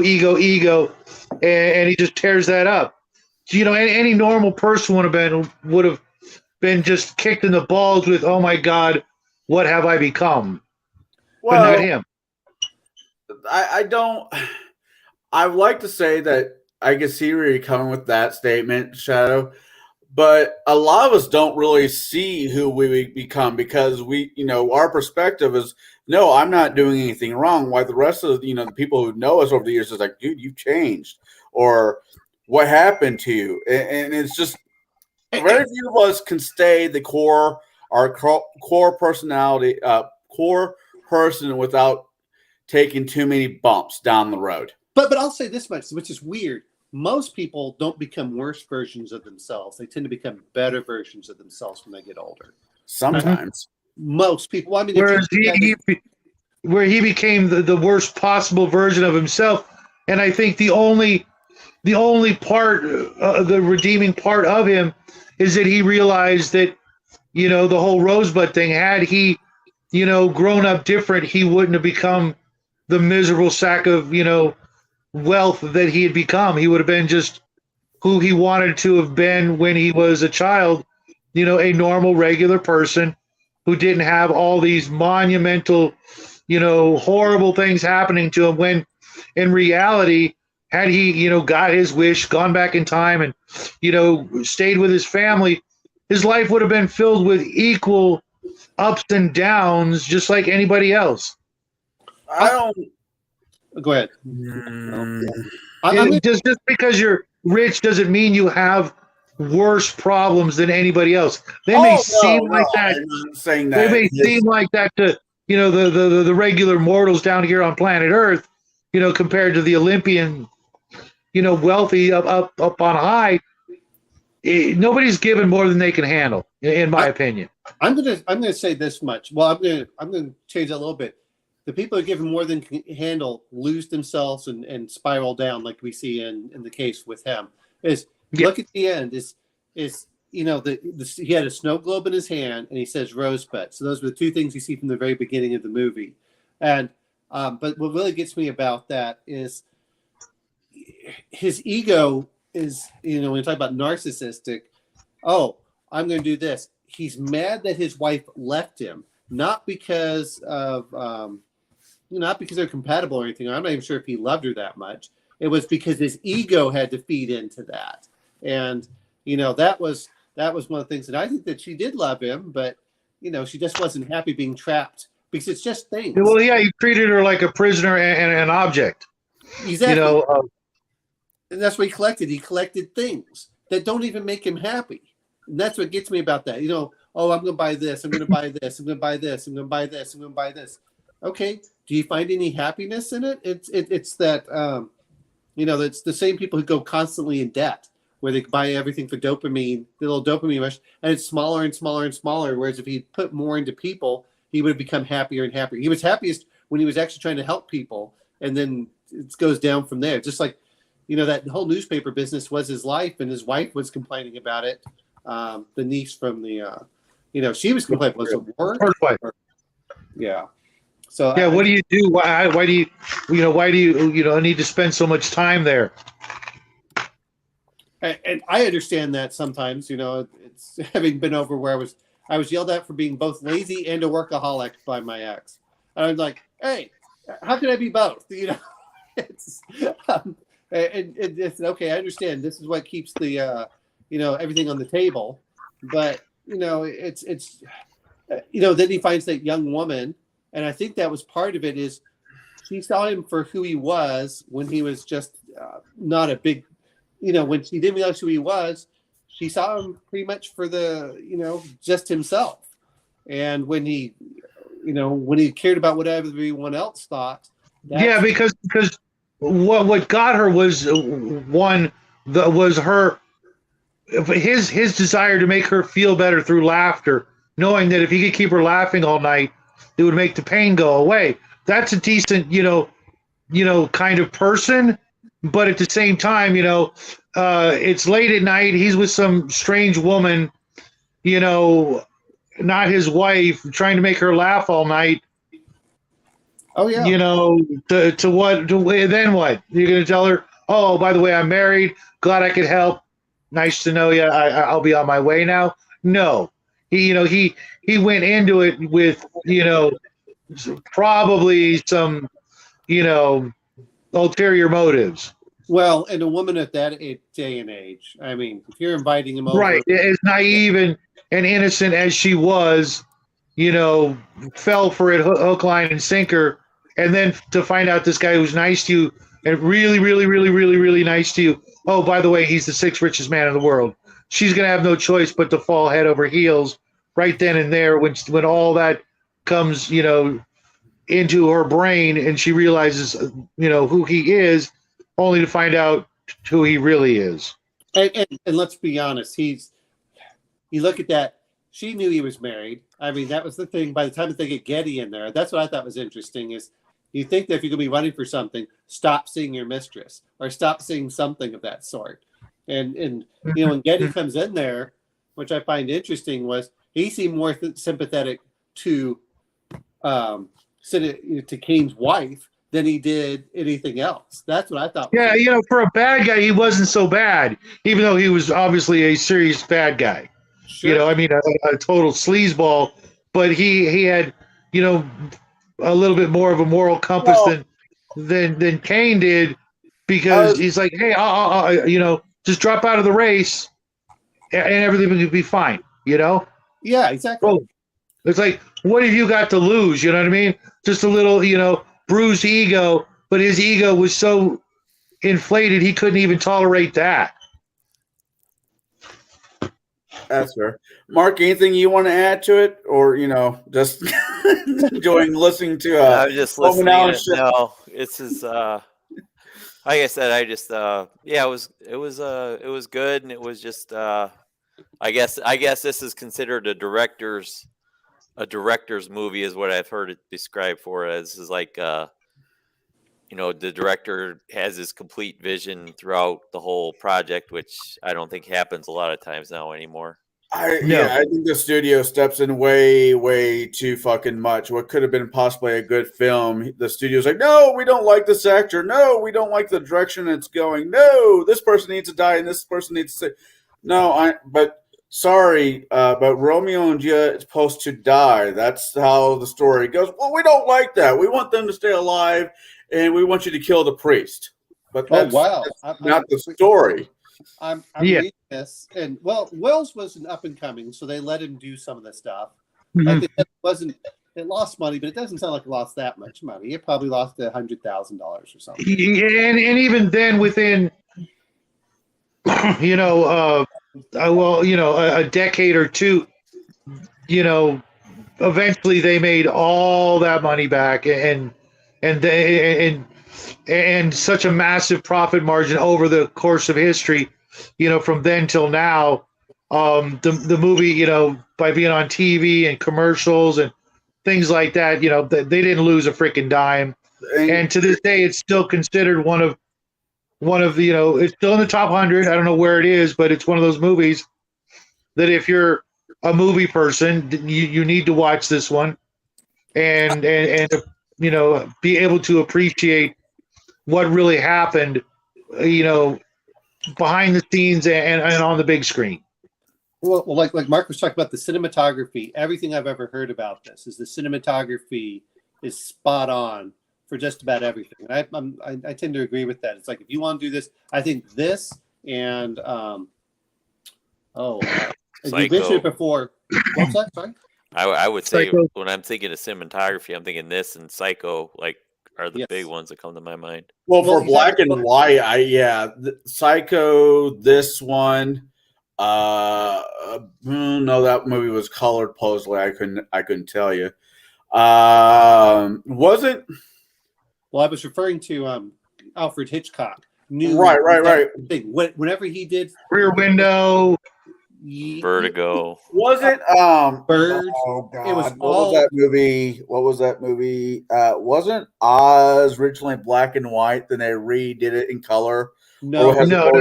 The beginning part of it when she's in Kansas is black and white. Okay, that's what's thrown me off. It's actually, isn't it? Is it black and white or is it more sepia? I can't remember. No.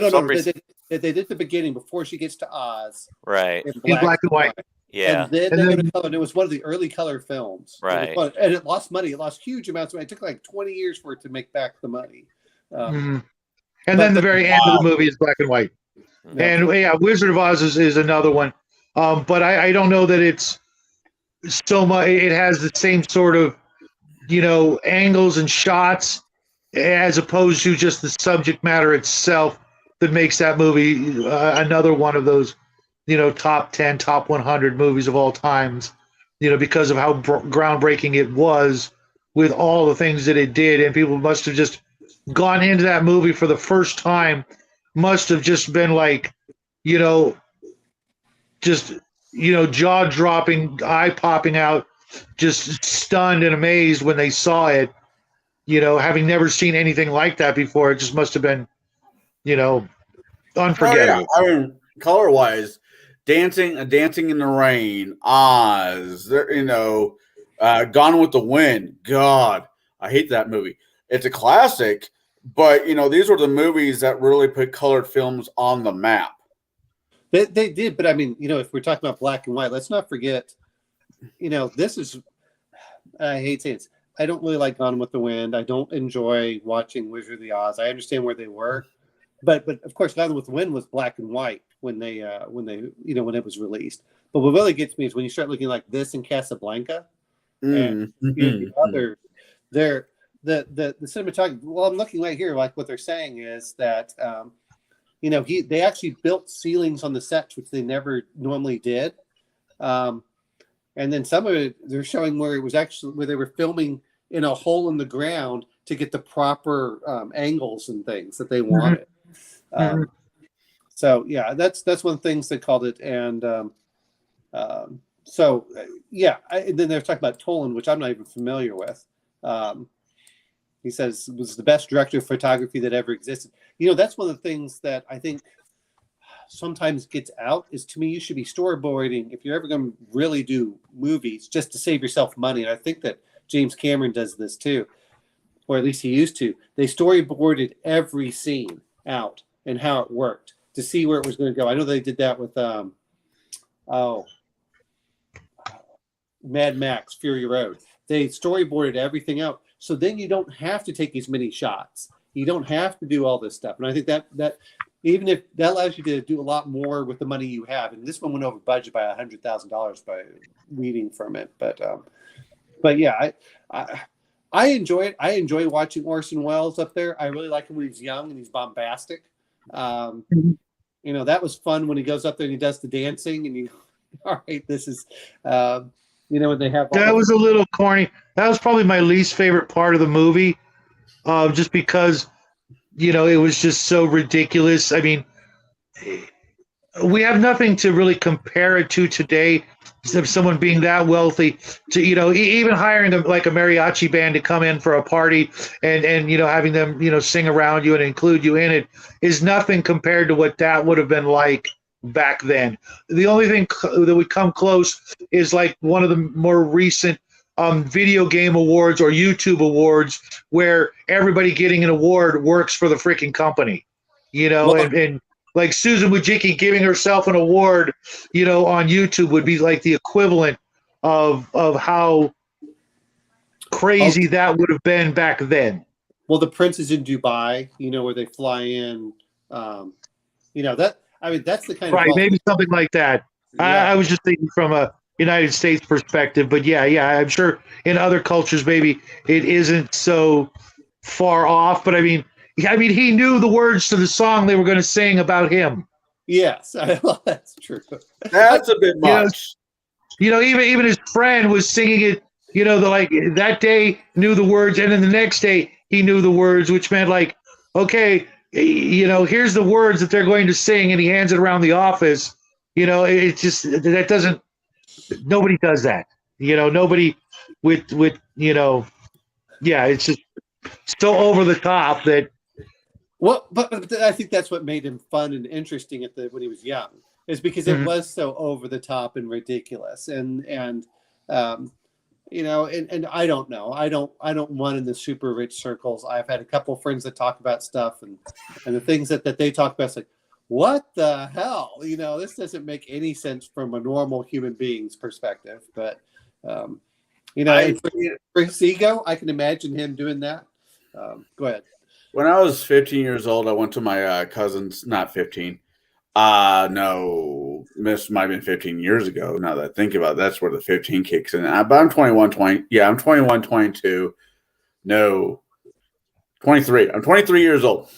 Anyways, I'm 23 years old. My cousin, who is on the well-to-do part of my family, is getting married, and all my aunt and uncle's friends are there. There were the movers and shakers of my area. Not super rich, but, you know, they're better off than I'll ever be. And I'm sitting at a table with the manager of the city I live in, a city manager. And he's, you know, used to work for Caterpillar. He's high up in Caterpillar, well off, really, really well off. Yeah. And I'm like on my probably fifth dirty martini at this juncture. And he's like, you know, a young man like yourself should really learn how to drink scotch. And I'm like, okay, I'm not much of a scotch person. I like my whiskey. Now, sit down here, and I will explain to you how to drink scotch properly. This is the most obscene situation I've ever been into in my life at this juncture in my life. I have some rich old bat who was a CEO, not a CEO, but higher up in Caterpillar and the city Peoria manager telling me how to drink scotch properly. This is not what normal people talk about. I couldn't imagine any of us sitting down our child and giving him that kind of drinking lesson. You know, it just. Well, I mean, Shadow, you've been around some of this, I assume, because you're so close to Hollywood. I know you worked, or at least you were on the periphery listening to all the stories go on. So, you know, I don't know how deep you get into it, but but you can tell us how obscene some of those parties are, I assume. Yeah, your imagination, isn't off Okay. for the most part. And obviously it depends on, the exact, star of the show, as it were, to what the tastes are going to be like and the type of people that are going to be invited. And mind you, this of course was, decades ago, so things have changed quite a bit. I can't even imagine what it would be like now. I'm pretty certain I would not feel comfortable whatsoever being at one of those kind of parties nowadays. If not literally having to. The class of a rich person is very different nowadays. Right. I would probably, have like a crap ton of evidence on my phone and then immediately be making a phone call, to, I wouldn't even know nowadays. You can't call the FBI. You can't call the CIA. You can't call the local police department because they're going to confiscate the evidence and boom, you're done. It would be like, okay, who do I send this to, that's not, already on the take? Or how do I make 100 copies of this and send it out? Like, remember at the end of Firestarter? It's been so long since I saw that. I think it was Firestarter where instead of sending the evidence to any of the obvious choices, they sent it to Rolling Stone, which nowadays would be like an even bigger mistake because they would just squash that story as well. But back then, that was like the edgy magazine that would tell the truth, the whole truth, and it probably wasn't accurate, but that was the perceived image. So today, you'd have to send it to, Project Veritas and hope for the best. Was it Mad Magazine? I was sent to Mad Magazine. Oh no. But I mean, this was.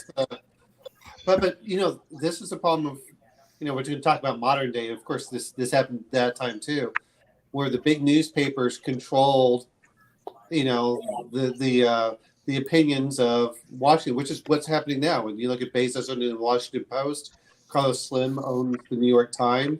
Who else owns some of these other big things? Is, oh no, don't worry about it, and they work hand in hand with the government. In this case, this is where you cut, the tail wags the dog, when he's talking about that whole thing, like the whole dancing. Now that I get the best people, we're also going to start a war with Spain. And that's what Hearst did. And I've seen documentaries where Spain had said, hey, why don't we form up a committee to find out what happened to the USS Maine in Havana? It wasn't like the Spanish wanted a war. They were trying to say, let's investigate to see what happened. And apparently, and everyone's pretty much coming to this opinion now, was the boiler exploded inside of there and had nothing to do with sabotage or anything else. It was just, unfortunately, a terrible accident with the steam boiler. But the United States didn't want to, and I think it was Hearst that was pushing we want war, we want this, and that's how we got the Philippines and Cuba and Puerto Rico, and that was never let a good tragedy go to waste. That sort of mentality. Oh yeah, as much as we talk, and I know I always thought things got better, and I just realized no, they're just things morph, but they're probably just as corrupt as they were back then. Yeah, I know. I was thinking that too. The same thing. Early on in the movie, I'm like, it's been like that since probably before that. And on Nathan's show last night, I kind of went off on that. How we've never had honest news since the beginning of language. People. As soon as we learned language, we learned to lie like about 8 seconds later. So we've never actually had accurate news. Well, that's kind of obvious. The idea that we will have perfectly accurate news is not only it's naive, but it's completely impossible. Because you little guy, as long as there's a person who is writing the news, there will be bias in this news. Even if you have some artificial intelligence writing the news, somebody still coded said artificial intelligence. You can't just state what happened because somebody will leave things out or they'll exaggerate some things. Maybe say, I'm going to slightly lower this as it wasn't that important when in reality it kind of was because somebody said something.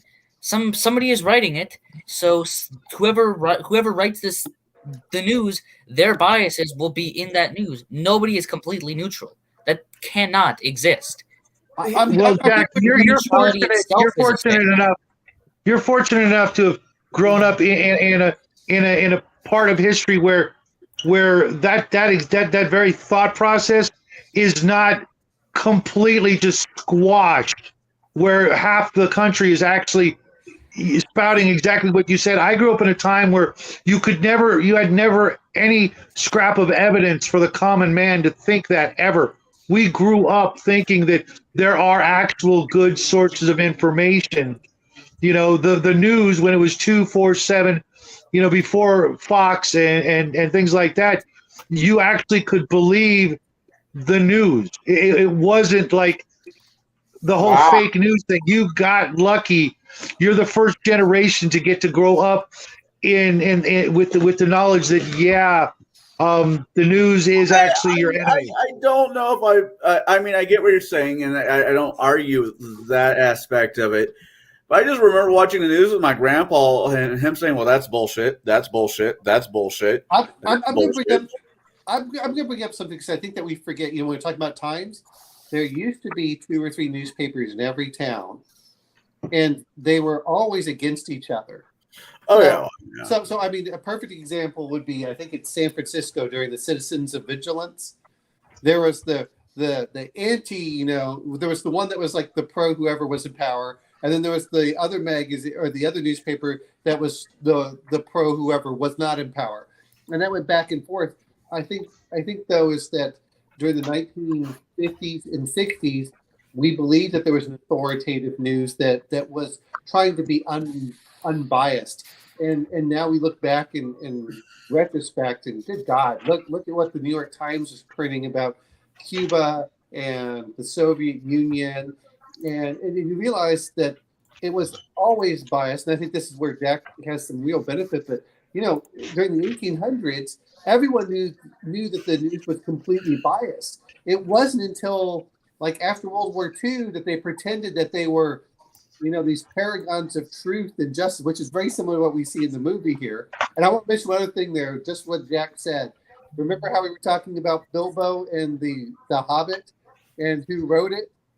I think that applies so well to last week's discussion about the Hobbit Bilbo was the only person that wrote the historical account, and that's all we get to hear. So, of course, he makes the dwarves look like idiots. No, I'm the best one. Anyway, sorry for bringing that up. No, I mean, I get that. I really get that. I think it's funny, especially with American news.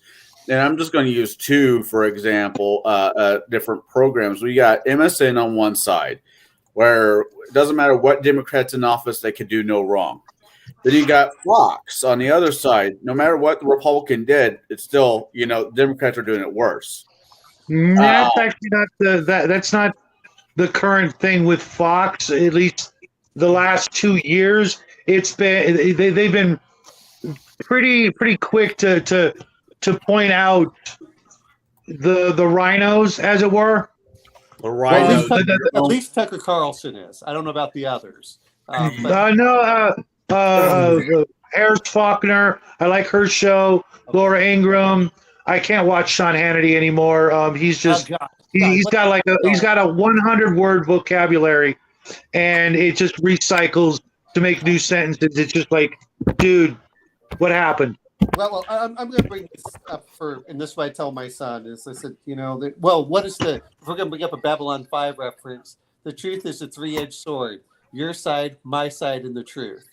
And that's what I always look. I don't know if you've ever read. There's going on using this topic of it being new. I mean, Citizen Kane, the movie was, It's worth watching once. Hell, it's worth watching twice. Maybe 20 years. Put 20 years in between the two. I think it's a great movie. I thought everything about the movie was really well done for that era. There's reasons why movies like this don't fade away because they're great movies of that era. Hey, I mean, think about Citizen Kane. It's timeless. We're Yeah. talking about stuff now that seems just as true as it was then, and that's what Yeah. makes Citizen Kane, I think, so great. Whereas a lot of films, you can feel it the very day, even though this is going through the themes and the same thing of the magnet. If you have the eyes and wisdom to actually see it. I'm curious though, for Jack and Mark and Omen, will you ever watch this movie with your kids? And do you think they'll get it? You too, Colin. Do you think you'll watch it with your kids? You think they'll get it? I think, Jack, how old are you? I am 15. That's not a lie. I'm telling the truth. I think my daughter is 12, going on 30. I think I'd wait at least another 2, maybe a year and a half before I try to sit her down and watch this film. Because if I do that, if I try to get her to watch it right now, I think she'd be bored off her ass. They'd have absolutely no interest in it. I agree with you. Here's what I'm going to say, and I'm not going to, I'm putting my son through a film camp like every month, and he has a lot of fun with it and things. But if he ever wants to learn like how to direct a movie or anything, I'm going to say, just like Mark said, Psycho, and this one, learning how to shoot like this, learning how to storyboard. These are the films you need to watch before you start going over to the other ones. Everyone wants to look at Avatar and all the cool stuff. Well, hell, fucking Birds. What he did at that time with no computer, just doing the Birds, is still fucking amazing.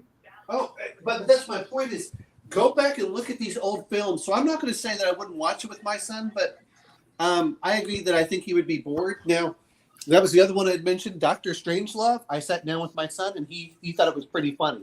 Now, I had to explain some Cold War stuff, but he thought it was really good. And so there are certain films I think that work very well.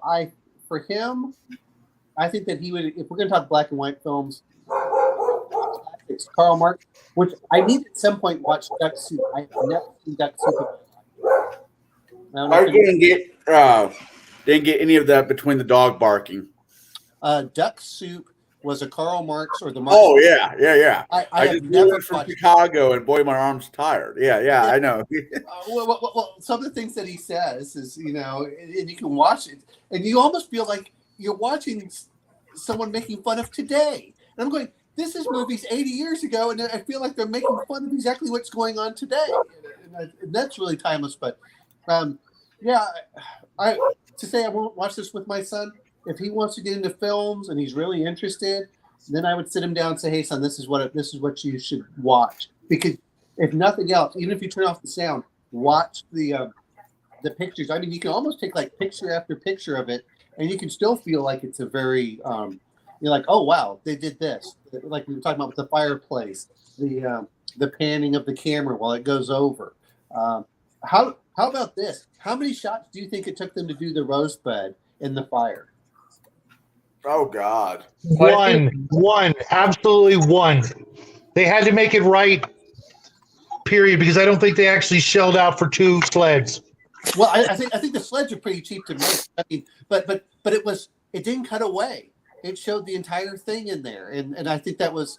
But imagine you have to make that lacquer correct and everything else so it burned properly. Otherwise, it wouldn't work well on black and white film.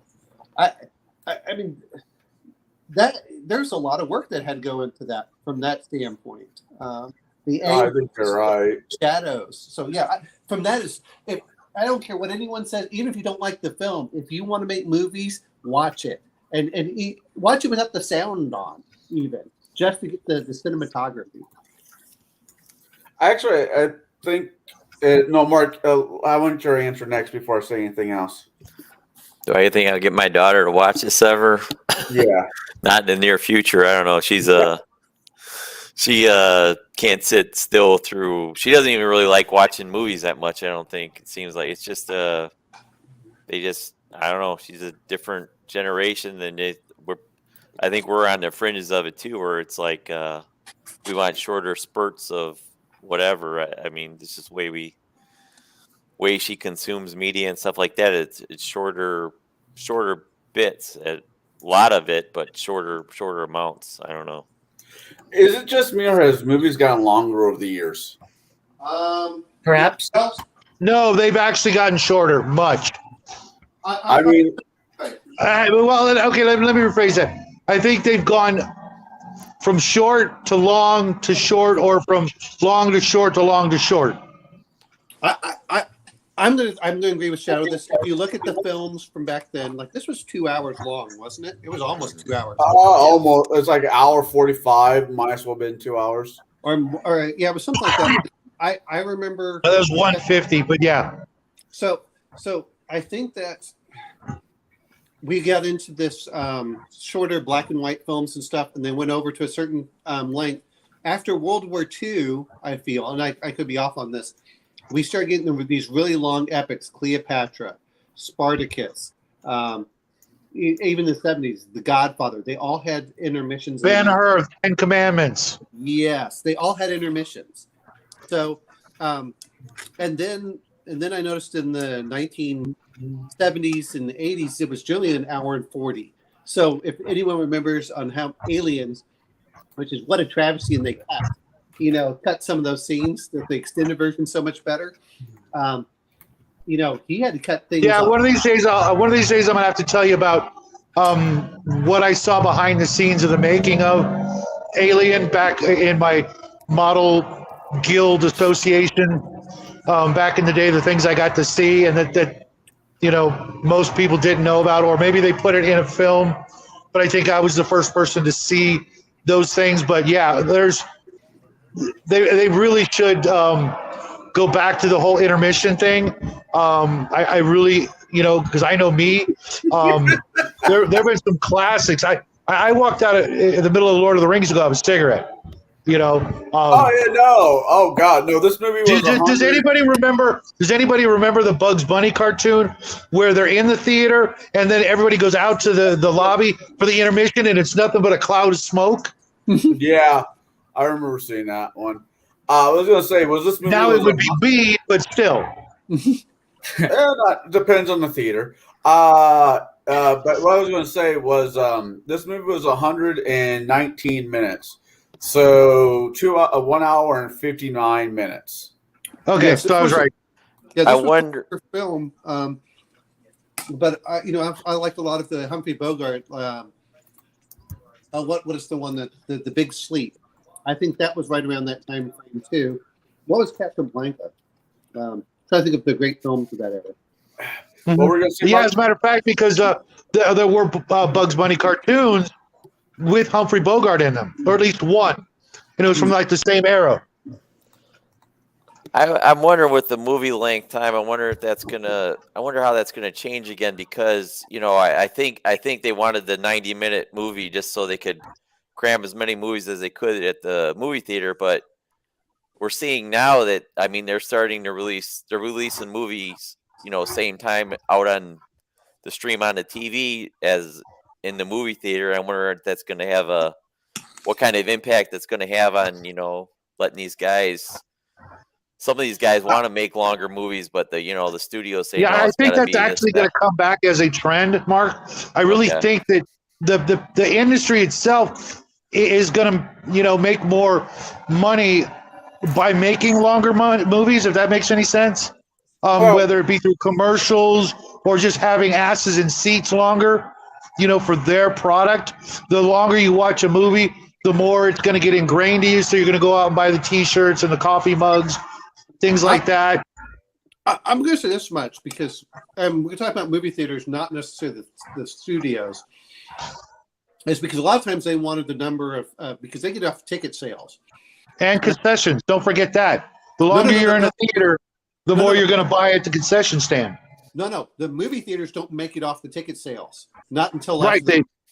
They make off concessions. Yeah. And I think the problem that we're having is that the movie theaters want to get as many butts in the seat repeatedly, whereas I think that if they, and I agree with you, if they would put the intermissions in there, especially like you said with Lord of the Rings and things, as I get older, I don't want to hold my bladder for 2.5 hours. I just don't, or 3 hours.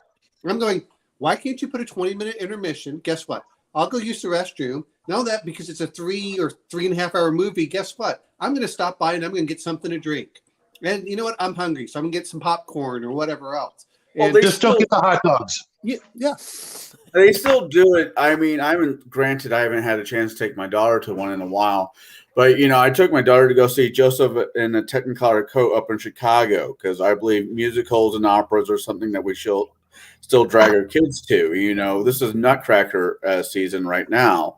Mm-hmm. And they get to a certain act and they, the lights come on, go take a piss break, grab whatever and come back. Mm-hmm. There's a reason. I don't know where you would break it up. Let's say I'm thinking Titanic. The Titanic got kind of be one of the longest movies that was made. Running time. God, don't even get me started. I was on a bus to Mexico, and that was the movie, and I couldn't escape. So next week we'll be watching Titanic. No. Over my dead body. Hey, it's actually my pick, so easy there. Hey, before we go, because Jackie came in late. What's your overall opinion of this movie? Knowing that you're speaking to, or pretend that you're speaking to your own generation, would you or would you not recommend this movie, and why?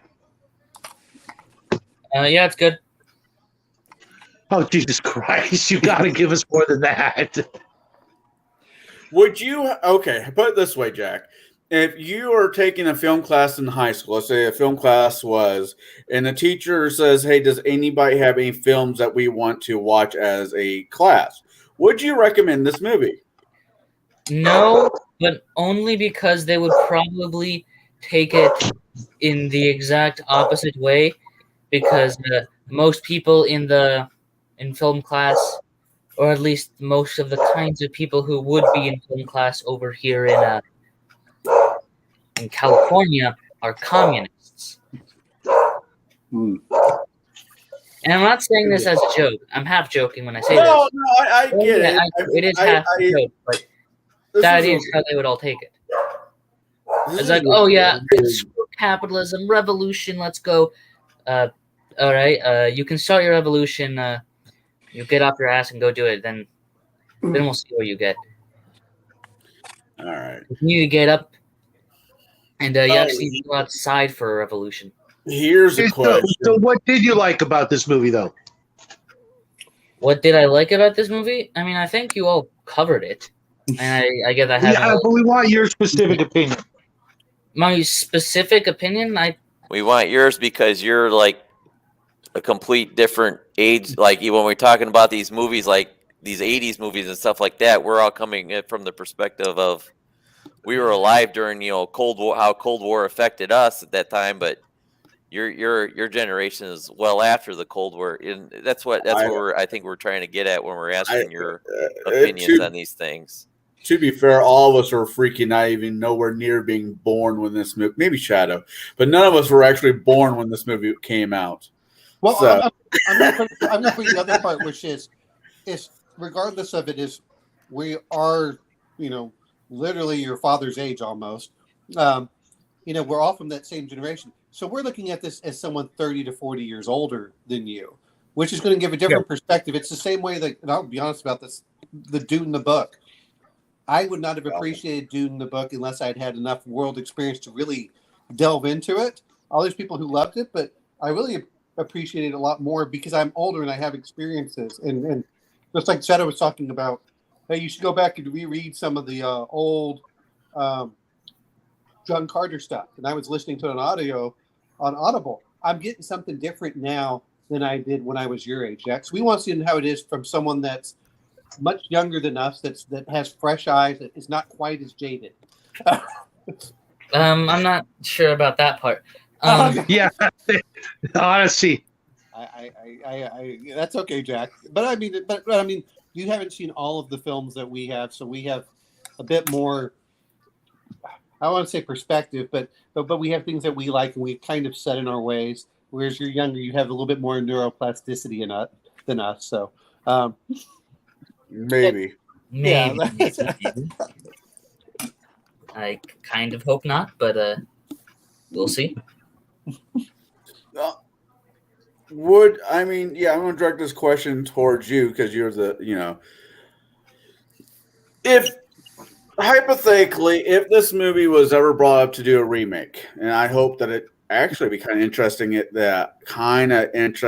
they did would you consider doing a remake, but would you modernize it? Would I modernize it to be like it takes place in the modern day? Yeah, it's like same story more or less. A kid comes as his parents fucking had money. He bought a social media company, Facebook, whatever. Make up one. And he was the person. He basically was the same person he was in the first one, just with modern era type situations. Instead of being the Spanish War, it was Desert War, the Desert Storm, or the Afghani War that we just got out of that lasted 20 plus years. Would you be interested in making a remake but with a modern twist? And do you think it would do well? No, because I don't think the story would work in a modern twist, because whilst I agree with all of those like statements and stuff that the movie makes about like the rich or whatever, I don't think that would work in our time, because it would actually be going in the exact opposite direction. Instead of having it's like he's this idealistic young man trying to like spread the truth, instead it would kind of be the exact, maybe not the exact opposite, but like he goes from that to just a money hungry monster who just kind of sits in his castle and doesn't do a damn thing for the rest of his life. That transition can't happen in our times. That wouldn't happen in our times. Well, I'm gonna. How am I going to put this? I think the problem with it is that it would get so close to what reality is that it would. I mean, they would sink it anyway. Or they would never allow it. I they would personally never allow it, but I'm ignoring that because I typically don't like to think in that sort of way. They wouldn't allow me to do it. No, I don't care. But it's not that they wouldn't allow it. It's that it would kind of have to be the exact opposite of what happened in the movie for it to really work in our times. Because he wouldn't just hide in his castle and not do anything. He would probably become way too active and instead of trying to spread, like, tell the truth and that whole, like, declaration of, like, that wouldn't happen. Maybe in the beginning if we're still trying to go with the same thing, but he wouldn't become a recluse. He would become way too public. He would start spreading degeneracy and lies instead of, whilst he maybe would have been doing some of that, and no, not would have, was doing all that stuff, which he would be he would be way too public instead of a recluse. It wouldn't work in a scenario. I'm going to bring up a couple of things. If you look at a lot of the oligarchs in Europe and things, people hear certain things, but a lot of them don't know a lot of the details and stuff. And even like Jeff Bezos, there's that image that they want to portray versus what. I mean, look at Zuckerberg. As much as they kind of talk about him, there's a lot of things that are kind of hidden. I can see that they would do stuff, but I think that, and then some of them have just sort of disappeared, like Eric Schmidt. I'm not saying they don't do things, but they're public face, but then they aren't. Like how lonely they are, things like that. I'm going to bring up a little comedy, which I thought was very similar, that was done in the 1990s, was the Hudsucker Proxy. I don't know if anyone watched that. Never even heard of it. With Tim Robbins, it's a Coen Brothers film. Well, yeah. Oh my God, that had Paul Newman in it. Yeah, I know what you're talking about. If I'm thinking the right movie, yeah. Yeah, and that was very similar to this one, where they believe that they're more than they are. Of course, I understand that they're going through it. I think that some of these things are timeless, and the real question is, and this is the same thing I felt with Psycho. If it's a great film, what are you going to do to improve on it? The perfect example to me was the Magnificent Seven with the remake. Why make the remake for that? And I've talked to people that have enjoyed it, but I look at it and I go, my son, who's just a couple years younger than you, Jack, loves the Magnificent Seven. I loved the Magnificent Seven when I was his age. We're talking from the 1959 or so. Yeah. I mean, yeah, okay. I can't. Watching the Seven Samurai takes a lot more effort, but the regular the Magnificent Seven, like when they remade Psycho, why would you remake with Lee Marvin and Donald Pleasance and Yul Brynner? Oh yeah, classic. Jackie's got to watch that one soon. Actually, I prefer the soundtrack to the Magnificent Seven from the most recent one. Don't care much for the movie. Don't get me wrong, there's actors in the newest one I like, but the soundtrack was better than the movie. No, I'm not saying that the soundtrack, but I mean, the TV or but the whole thing was just fun, and I think that's one of the things that when you're doing classic is, well, how would you remake it? Well, right now, even though while we're talking about it, we can see the parallels. We can find people that exactly match this. And you go, oh, okay. I'm not, and in some ways, I hate saying this, is while, Hearst was livid when this came out, nowadays they all seem to collude together, which is what really gets me mad, of suppressing things. So we get, there isn't the animosity between stations like there used to be. Oh, they'll talk about Fox and CNN. Okay, fine. But oh my God, no, they're all running from the same script. And it's been shown so many times in the last year how they're literally using the same sentences over and over and over across a dozen or more, news stations where they're all saying the same freaking thing verbatim. Yeah. But I mean, but some of them will fight amongst each other. Like CNN and Fox will still fight, and even if you agree with the thing, they'll still take shots at each other. But what gets me about the whole thing is that in many cases it's pro-establishment, regardless of which side they go for. And when you're looking at this, is that Citizen Kane, even though it's very up to date, is not offensive to the people in power because it's not directly them. Whereas Hearst knew it was about him. Yeah.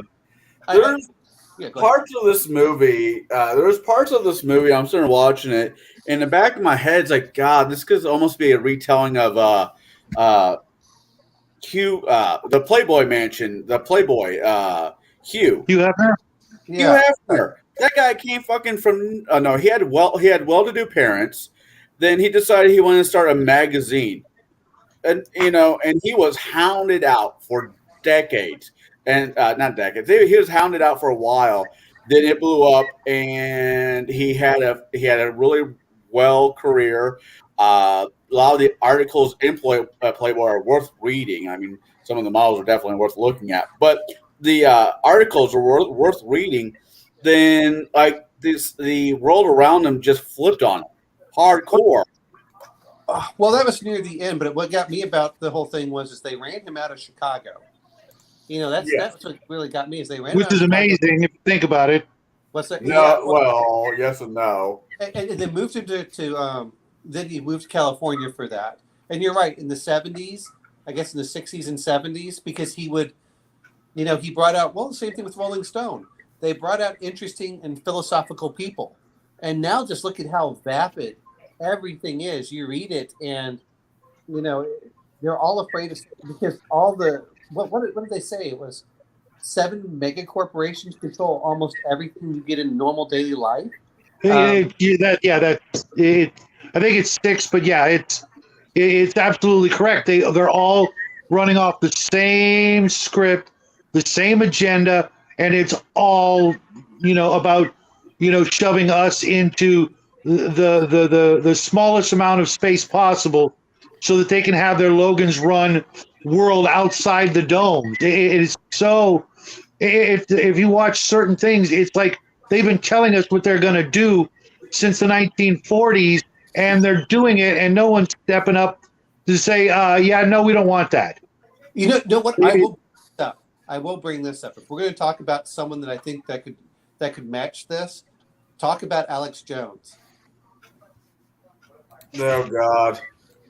With a bombastic attitude and Yeah. I mean, him or Trump. I could see someone trying to do it with Trump. well, no, except like Jackie said, it's the opposite. You know, as he got older, he became, you know, it more trying to put out, you know, what's considered, you know, truth, because, you know, so many things both Alex Jones and he said are now being proven. You know, if anybody's paid attention to Twitter lately, everything that was said was happened, and now the evidence is out there and nobody gives a shit. Yeah, it amazes me, and you know, it's well, it amazes me. But I'm just mentioning that you want to talk about that bombastic personality that rose and was attacked and fell or however else. Alex Jones would probably be the closest to Hearst, except you're right. I've never got the feeling that Alex Jones threw away his principles for things.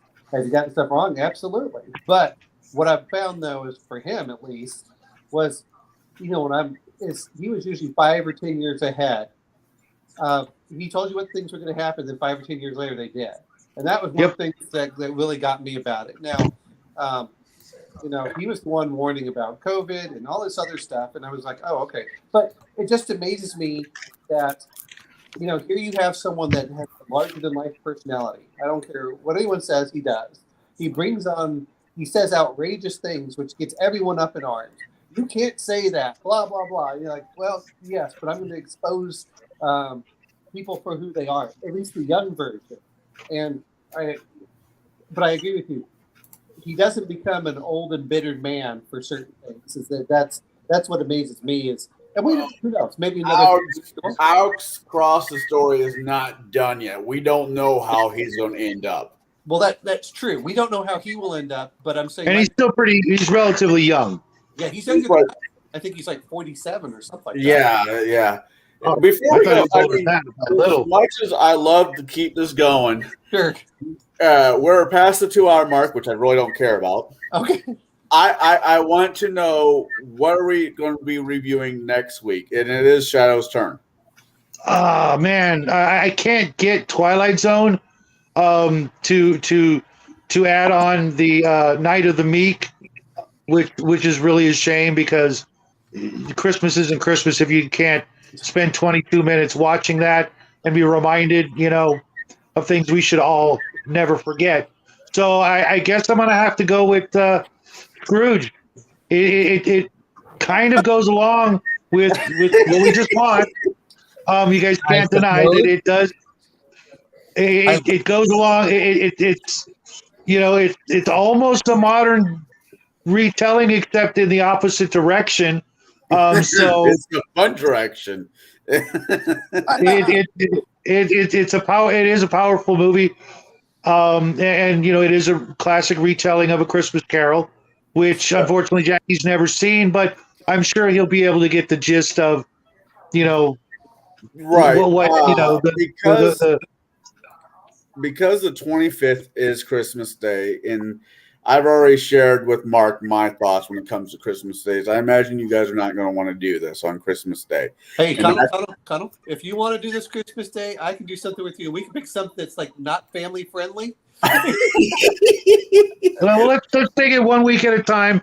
Because I don't know what our plans for Christmas Day are. Normally I cook a big dinner, and I know Angelica and Jackie are going to be here, but I don't know if family's coming. If family's coming, it's a no-go. But if it's just the three of us here, that being Jackie and myself, etc., then we might be able to. But again, I won't know until next week. So let's keep it floaty, you know, in the air. But definitely. Going to say what I want to say was I want to kind of stay on the Christmas theme until at least the 22nd of January, so we can all get our Christmas movies of choice. Okay, out that's there. awesome. Maybe we could. Maybe if there's a way, because maybe you guys have access to the Twilight Zone. I didn't look into it. I mean, Paramount supposedly has Twilight Zone. I need to know what season that the episode is on. season Because there's a lot of episodes, and as much as I love you guys, I'm not going to be doing this. Okay, where are you, dumb son of a bitch? All you have to do is type in Twilight Zone Night of the Meek, and it will tell you what season 10, season 2, episode 11. All right, I'll look into it. But yeah, we'll do Bill Murray because it's 22 minutes. I'm sure we can squeeze it into something. Right. I'm going to ask this much because a lot of us may overlap. I'm going to ask, what are your favorite Christmas films while we're at it? And then maybe we can pick the ones that we like the best. Because there's a Christmas movie coming out. There's a Christmas movie that's been out for a couple of years. I watch it every Christmas. No, I'm not doing Die Hard. Yes, I do watch that every Christmas though. No. I mean, but no. Go ahead. It's Krampus. I haven't watched Krampus. Krampus. I have a friend who teaches German in high school. He pronounces this Krampus. Krampus. Yeah. Anyways, that's how he pronounced it. That's the way I'm going to run with it. But yeah, it came out a few years ago. I'd love to do that one. If it decide not to, then I'll just fall back to Die Hard and fuck you all. No. I'm saying the feel good Christmas stuff, not necessarily the. That movie makes me feel good.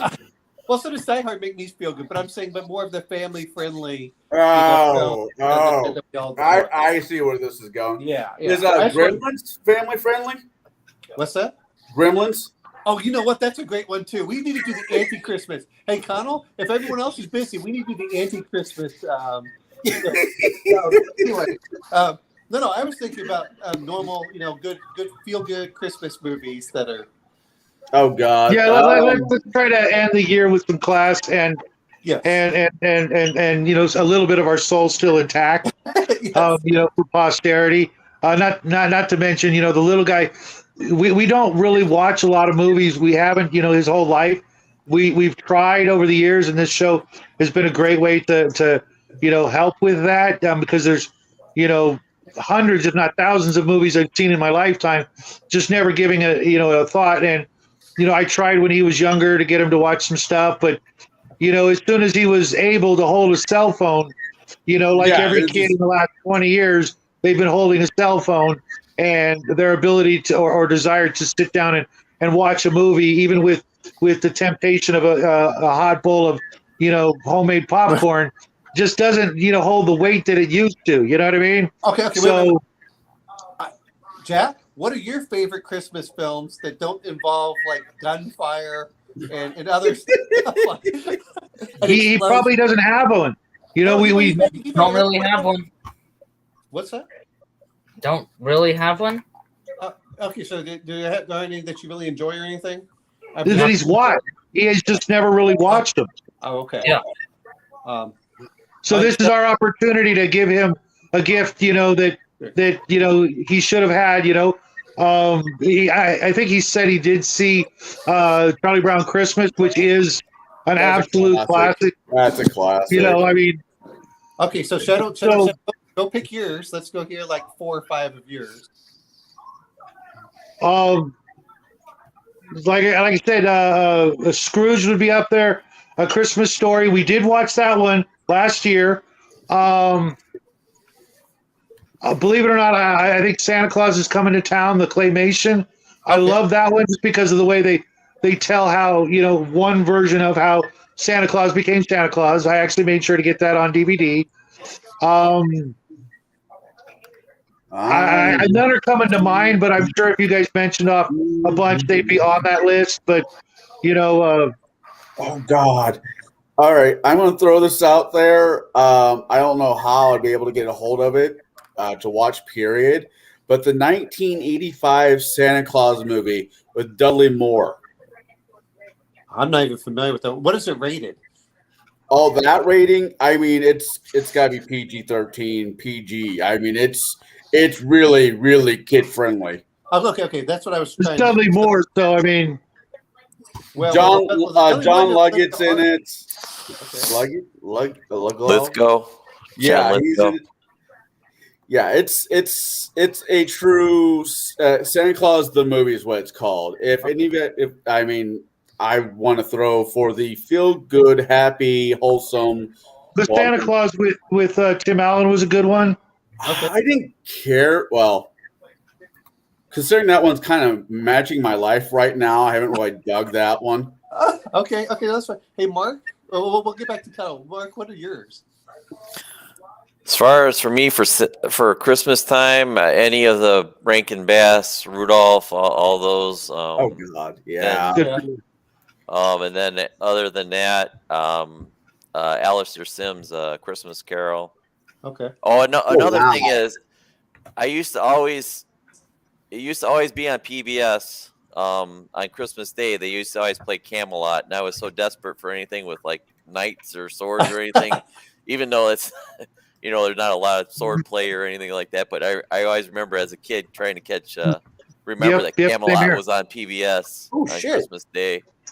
I don't know why, but yeah. Oh shit. Okay, on Paramount Plus, it has the Santa Claus movie. I'll fucking have to watch it for my damn self. I haven't seen it in years, but I remember really enjoying it. So let's see. For me, the Christmas Story, like you mentioned, I love Scrooged. I still enjoy watching Elf. No, especially when Will Ferrell. Yeah, Will Ferrell. No, that guy can go fucking jump off a bridge with Dan. I don't like his humor for some odd reason. Well, no. I love a whole part where he comes over and he says, "You're an elf." He says, "Call me that again." Where they decide to. With Peter Dinkley, yeah. I find that one funny. Let's see. The one you want to talk about an old black and white is what was the Abbott and Costello. Was it? It's not the Nutcracker. It's where they tell him to make 100. I'm sorry. They said we want 600 1-foot soldiers, and he accidentally makes 106 foot of the toy soldiers. Oh yeah, God, that's a good one. Oh, anything Abbott Costello, sign me the hell up. That and the Bowery Boys. Meets Frankenstein. Yeah. Hey man, even the regular stuff. Even just the regular, not Universal Monster stuff. I grew up watching that Abbott and Costello followed by or preceded by the Bowery Boys. Oh God, I love that stuff growing up as a kid. Does anybody remember Babes in Toyland? Was that it? Maybe that was it. In Toyland.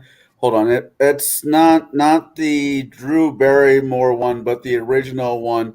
The guy who played Grandpa something off of Beverly Hillbillies was in it. Oh, God, it's an old ass. Yeah, I do remember it. Buddy Ebsen. Yeah. He was going to be the Tin Man in Oz, but he was allergic to the paint. Oh yeah, I heard that. Yeah, I think it almost killed him or something. He had a metallic paint. Yeah. March of the Wooden Soldiers. That's it. Oh. I remember that one. Yeah, that's it. Well, that's an old classic, which I remember they used to have every time, and I really enjoyed it. But it was kind of like they have Little Bo Peep and things like that. I'm trying to see. I bet that was a huge inspiration for the original Toy Story movie. Oh, I don't doubt. Well, those were such great things. I'm trying to see how long it was. Oh my God, my daughter was little, and was really little when she watched it for the first time. I'm like, that movie is all about me. She's like, no, it's not. I'm like, yes. What's the name on the foot of Woody? Andy. What's my name? She looked at her mom. It's like his name is Andy. I'm like, see, I told you that movie was about me. I'm trying to see. Oh, you know what? They do have it on YouTube. It looks like. Let's see if it's what. March of the Wooden Soldiers. Oh, okay. It's really about an hour and 20 minutes. So. I'm just saying, if you want to watch a good Christmas film, there's one that's, when we talk about way back in the day. March of the Toy Soldiers, Wooden Soldiers. March of the Wooden Soldiers. Laurel and Hardy, March of the Wooden Soldiers. I'll have to look into that one. I'm you know, that's that. But I remember as a kid, they would have that all the time, and yeah, that was always a fun one. I'm trying to think of what else. Some of the, you know, I just had my son watch National Lampoon's. I hate Chevy Chase, but I love that movie. So they had that one. What were some of the other fun ones that, you know, that have come out for Christmas? There are some of them I want to see, which I didn't get very good reviews, but definitely more adult R-rated, where they're trying to. And if we're going to talk about TV episodes, I feel that if we're really going to do these TV episodes, that we have to get some of the American Dad versus Santa episodes in there. Or Futurama. Futurama, yeah, Futurama's a good one. Well, Simpsons. I just love when they're flying around, you know, when he's like, ho, ho, ho, and they decide to go up into the cabin up in the woods to escape Santa. I don't know if you've seen that one. That one was funny as hell. Yeah. Where they have to fight the elves. Yeah. Well, they have the machine guns, and then they have the, you know, the and it's Boudreaux or whatever, where he's drinking. He's like, what do you mean ahead? Oh, here have some of the moonshine. He's like, oh yeah, I see it now. Good news, everybody. It's talking about Christmas movies and disappointment. How disappointed was it? Were all you? Well, I guess Omen and Shadow. When the holiday Star Wars special came out. Oh, I recently watched that. I want my. But isn't that the very first appearance of Boba Fett? Yeah, that was the only good thing that came out of that. Yeah. Oh my god! I just want that.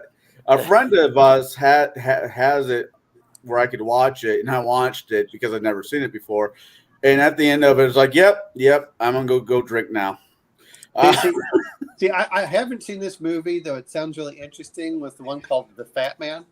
Oh, with Mel Gibson? Yes, I haven't seen it. I've only that's the whole idea of things, you know, because I'm going to be honest, unlike everybody else, I'm kind of anti-Christmas when it comes down to it. So I want to watch the ones that are just like Connell is. That's what I said. Maybe Connell and I on Christmas and Christmas Eve can get together and we'll do. Then you have to watch the classic Bad Santa. With Billy Bob Thornton or Bill Bob Thornton. Yeah, I've seen it. I love that one. Well, it's one of those like only watch like once because but you know, Colin and I can sit down and watch, you know, the Gremlins, but you see, I don't really consider Gremlins to be an anti-Christmas story because it does have a happy ending. It took a little bit to get there, but it does have a happy ending. The family's together. And I suppose I'd have to add the Grinch to the list of the positives. Okay. I think a couple of us here maybe need to watch that one.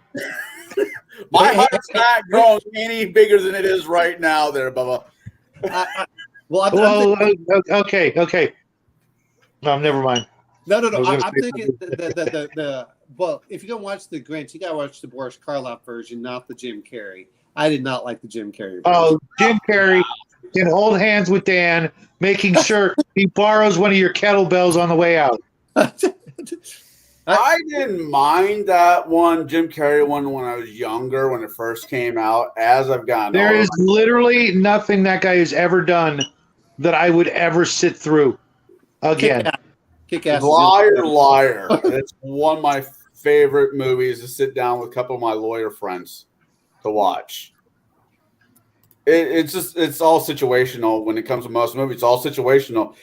Depends on what movie. I mean, we're barreling into the Christmas movies because you know that's where we're wanting to go. But if you look at the last like several movies or TV specials, in case of mine, we're watching these movies for no other reason than to share them, the experience with each other. No, we're not sitting down at the same place and watching them together, but we're taking time out of our day to talk about them. And that's one of the things I love about movies and books, because that's what they do. Well, and if you're going to talk about books, just so Shadow feels better, I'm through the first of the multiple compilation books in the first of the series.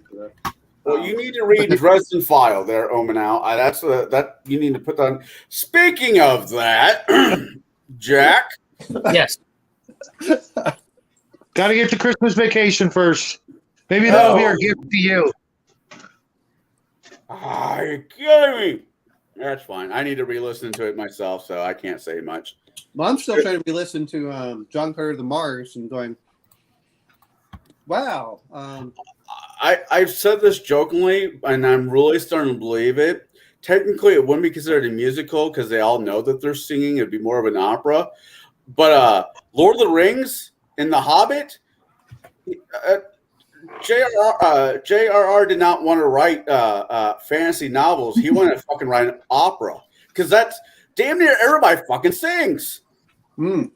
I think that's a bit of an exaggeration considering how many pages of song are in the several thousand pages that make up the 4 books. You're talking about 10 pages. It's not even a percent of a percent.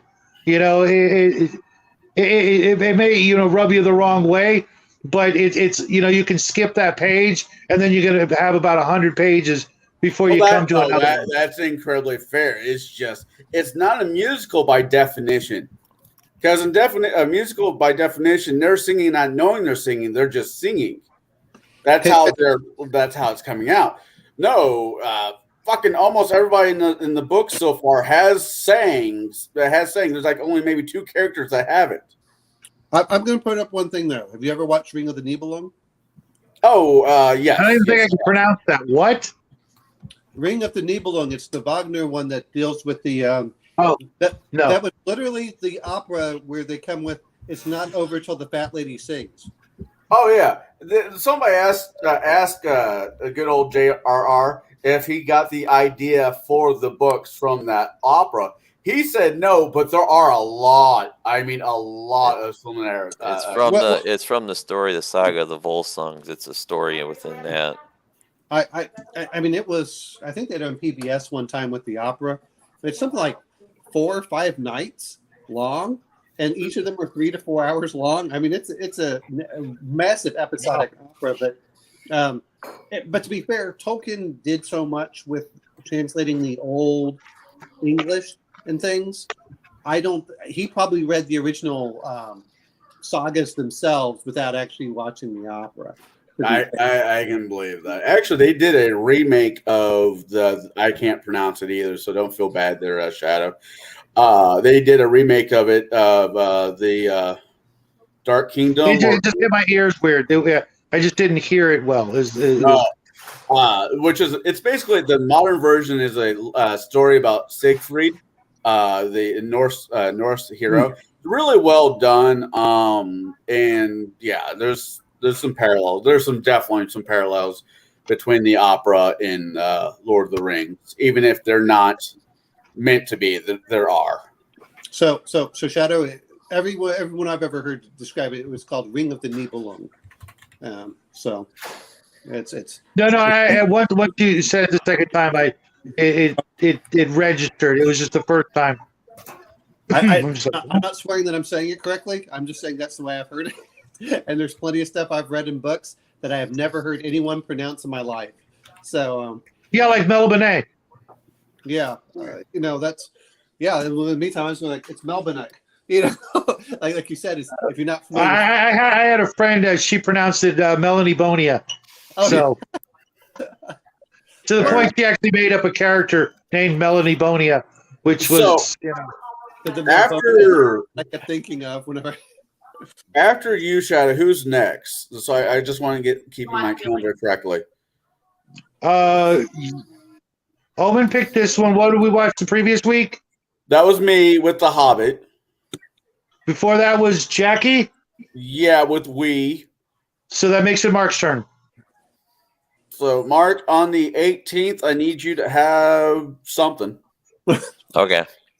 I'll think of something. Then on the 25th, if we get together, that'd be one thing. If it just turns to be the grown-ups Christmas, me and Omenal will, figure something out. Yeah. I mean, it's that, or I'm playing the Fallen. What is it? Whatever, the Fallen Jedi on Steam. What is it called? Star Wars Jedi Fallen Order. So Gotcha. Yeah.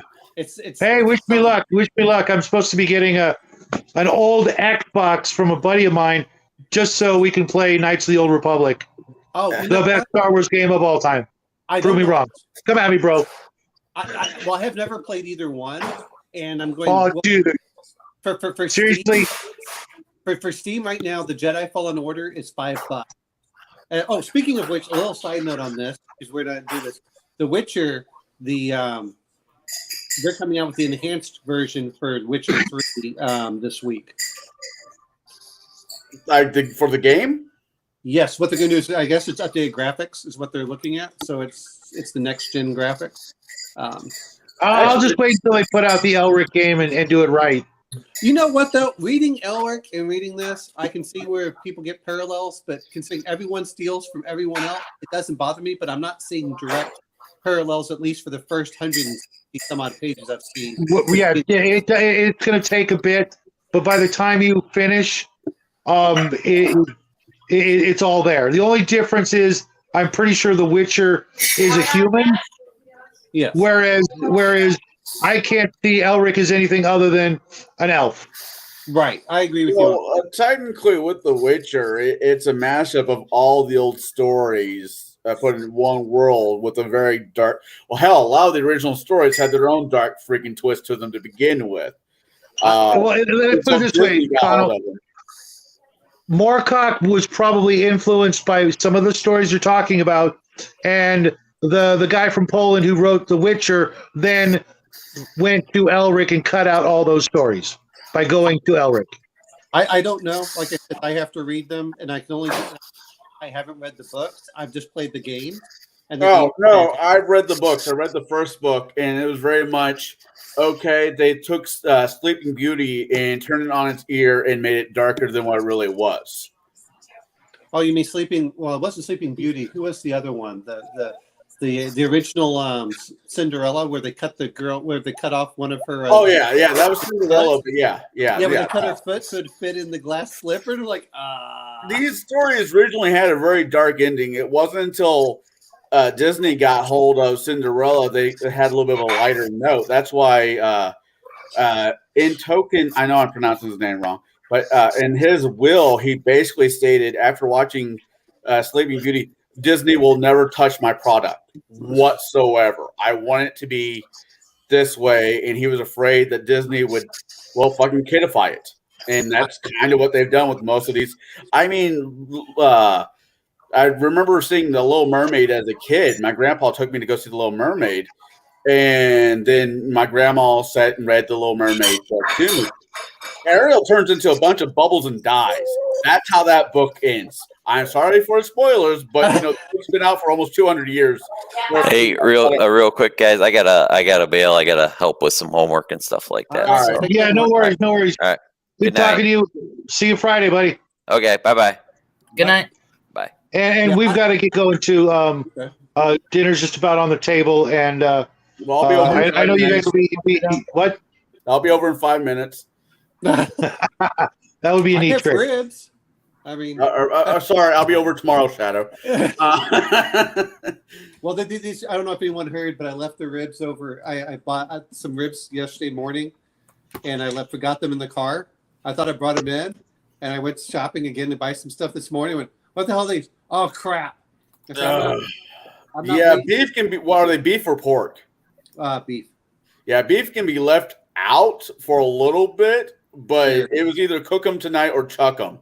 Well, that was what I had to do this morning. As soon as I was in, it was like 24 hours. I got to cook them and just pray that I have a good immune system. So that's about it. No, they taste fine. Beef is fairly forgiving. Pork isn't. Chicken, don't even think about it. And fish is hell. That's the essence. And it helps that it's during winter when it's a bit cooler, especially the summer. Mm-hmm. The summer it would be is also forgiving. But no, what was the Jedi one? Knights of the Old Republic. Let me go look that one up. See if it's really cheap. There was this arcade game, Star Wars arcade game I used to play for a while. Basically, you had the handle. It wasn't, a stick and buttons, but it was a lightsaber, and you fought, and it had fairly decent movement to it. Never saw that one ever. Oh, it was fun. Real quick, Omen. Knights of the Old Republic 1 and 2 is an actual role-playing game. Okay. So is this one apparently the one I was looking at.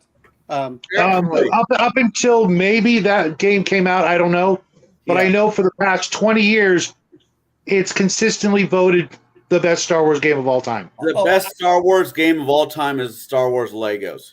No. I'm inclined to agree with you. Wait, what was that, Jack? I'm inclined to agree with that statement. Only because he's never played Knights of the Old Republic. And trust me, once we get it, he will have a completely different thing. Legos beats everything. Also, that's a blatant lie. I have actually played it. All the way through? Okay, maybe not all the way through, but... So here's what I'm looking at. This sounds funny. Knights of the Old Republic right now costs more than the newer version, which was given pretty high ratings when I looked at it too. That's an indicator. That's an indicator. Yeah, you know what though is I have played Knights. I think I have played Knights of the Old Republic because it says 2009. What was the one before it? There was one even in the early 2000s. I don't know. The only two Star Wars games I ever played was the Lego version and the one on Super Nintendo. I've never been a huge Star Wars fan. So you're saying that's what's so cool about Knights of the Old Republic is it takes place 1,000 years before the movies. Oh, okay, that helps. God, does it ever? I mean, yeah. By my understanding, the Jedi Fallen Order, and again, this is just listening to which I like him for some of his honesty, is the Angry Joe reviews for it. But yeah, the Knights of the Old Republic right now is $10. I'm like, really? And whereas the other one's $5. I'm like, but that one's supposed to happen between with Vader after Order 66. 66. Yeah, so that's the time frame they're looking at. No, there was one that just came out. It might be the one you're talking about. There was a Star Wars game that just came out where you're not playing anybody from the movies. You're playing some redheaded Padawan. Is that the red? Yep, that's the one he's talking about.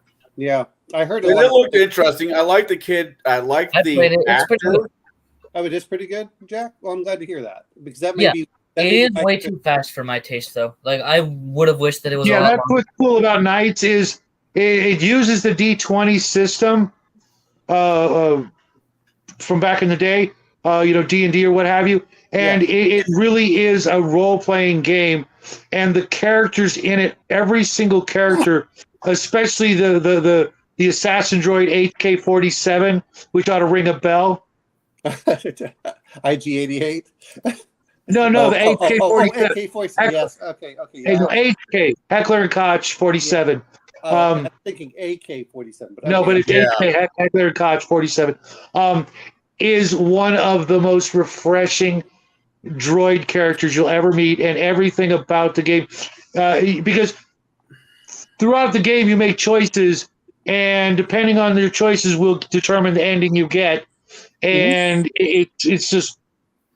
Wait, I can't wait to play this game. I think I started playing this game with a friend of mine. Is it an MMO where you can play it on like the computer? Nope. It was something else. There is a computer version, but it's only a one-player game. Yeah, well, the computer version is like online it's an online MMO. No, I remember that one. I wish I could have played that one, but I didn't. But definitely. Yeah, because this was before the rule of 2 came to play. Because I had to go to the Hogwarts of Sithism. I mean. I still make the argument that Harry Potter is a retelling of Star Wars, but it is what it is. The only 21 unique stories? What they said? 10. There's 10 plots. 10 plots. it's just a parent. His parents die. He is raised by his aunt and uncle. Boy, that sounds oddly familiar. He is picked up by a guy who's taking to a school to be raised to be a wizard or raised to be a Jedi. There's a lot of parallels in it. Well, yeah, there's going to be the whole journey of the hero. It's all there. We've broken it down to an actual science, and which unfortunately takes a lot of the magic out of writing. It's only going to be a matter of time before AI is writing all our stories for us. Harry is Luke. Hermione is Princess Leia. Ron is Han Solo. Which, if they never added the whole brother and sister aspect, Princess Leia and Luke makes more sense as a couple than her and Han Solo. If you look at it logically, where even not really. Hey, Connell, my mother, because she read so much of these stories, picked out that they were brother and sister in the first movie, and that Darth Vader was their father. She said just because it follows the looking back at it, I could definitely see it. Plus, it's been proven if brothers and sisters are separated at birth and they are still raised in like the same state, county, if they don't know their brother and sister, there's been times they actually hooked up for a while until they realize, wait, no, we're brother and sisters. I know. Well, there's some weird things they said that if the kids live together, they don't find each other attractive at all. Whereas, and I think that's just to prevent inbreeding. I think that's just a natural thing. But no, speaking of, you guys talk about Star Wars. My favorite Star Wars specials have to be the Family Guy ones. Aren't you kind of fat to be a stormtrooper? Well, you can sense right, you stuck up bitch. Well, I mean, it was the that 1980s printer. So you might have given me something, where they have the just the whole thing is horrible. Yeah, I have Blue Harvest. I think I have Blue Harvest and Dark Side something, Dark Side whatever. But I don't have the third one. Maybe Jack and I'll watch that tonight.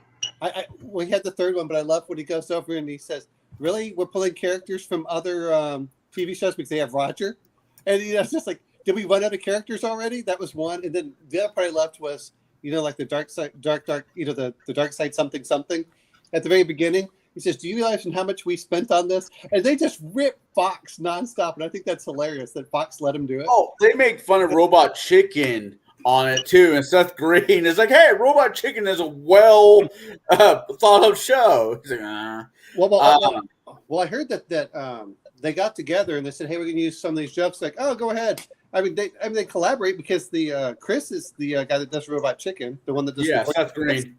Yeah, Seth Green, and then what is it? Seth MacFarlane. Seth MacFarlane. And Seth MacFarlane to me was fine until he stopped. He became political. I mean, not saying he wasn't. That is the downfall of damn near almost every comedian, except for a few. Well, to me, if you make fun of all sides, which is speaking of, if we're going to talk about that, Spaceballs at some point. I don't know, is Jack Spaceballs? Not yet. Oh man, you got. No, there's a list of movies after the holidays. There's a small list of movies after the holidays are over that need to be put on this list. And I don't really care who picks them. Never Ending Story. You know what? Here's what we need to do. So I think that what we should do is we should put up a list and we all vote on the list of what we should watch. We all talk about our individuals. But I mean, there's a lot of stuff that we cross over. And let's put this up there and let's put a list of like 20 movies we all want to watch and say, which ones do you think would be good, and just go off that list. And then once it's like only this person wants to do one or this person, but we gotta get Jack, up into our sense of humor. So we can watch all this horrible stuff. I mean, otherwise he's going to miss half our jokes. I think life needs to shit on him a tad bit more before he gets most of our sense of humor. Well, no. But I mean, I used to like. Am I wrong? Well, no. Well, I don't want to see that happen, but I know what you mean. No. Yeah. My son's mother, she used to go and like, "You're not very funny." I said, no, I'm telling joke after joke. You aren't just getting my references. This is the problem. Is because I'll mention the stuff from all of those.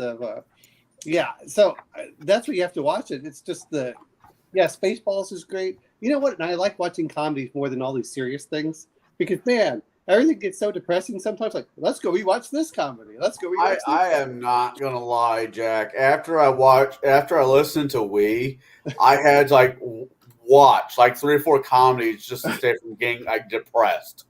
And that book was so fucking serious. It was a great book. I'm glad that I listened to it. I probably will give it maybe a 20-year gap before I even think about listening to it again. I'll probably, I'll definitely make my daughter listen to it at some point. It will be on her to listen, at least list that she has to before she gets out of high school. But man, yeah, comedies. I love comedies, but my humor is rough. I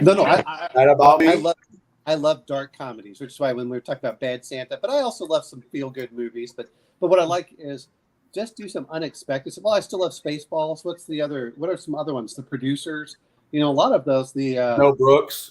Yeah, just Mel Brooks. Young Frankenstein. I have never watched Young Blazing Saddles. Your Jack would kill all of us if we made him watch Blazing Saddles. No, he would not. We watched a clip of it. The clip I think you're thinking of. Really? And he laughed his ass off. Oh my god! That one's. I mean, to be fair, that's a fairly tame one from that movie. Well, at least he's not Irish. I mean, that was like, damn. There's. But I mean, I love Mel Brooks for a lot of that stuff. No, Blazing Saddles took me a while to get over the language, just because I am like, holy, and this is from the amount of.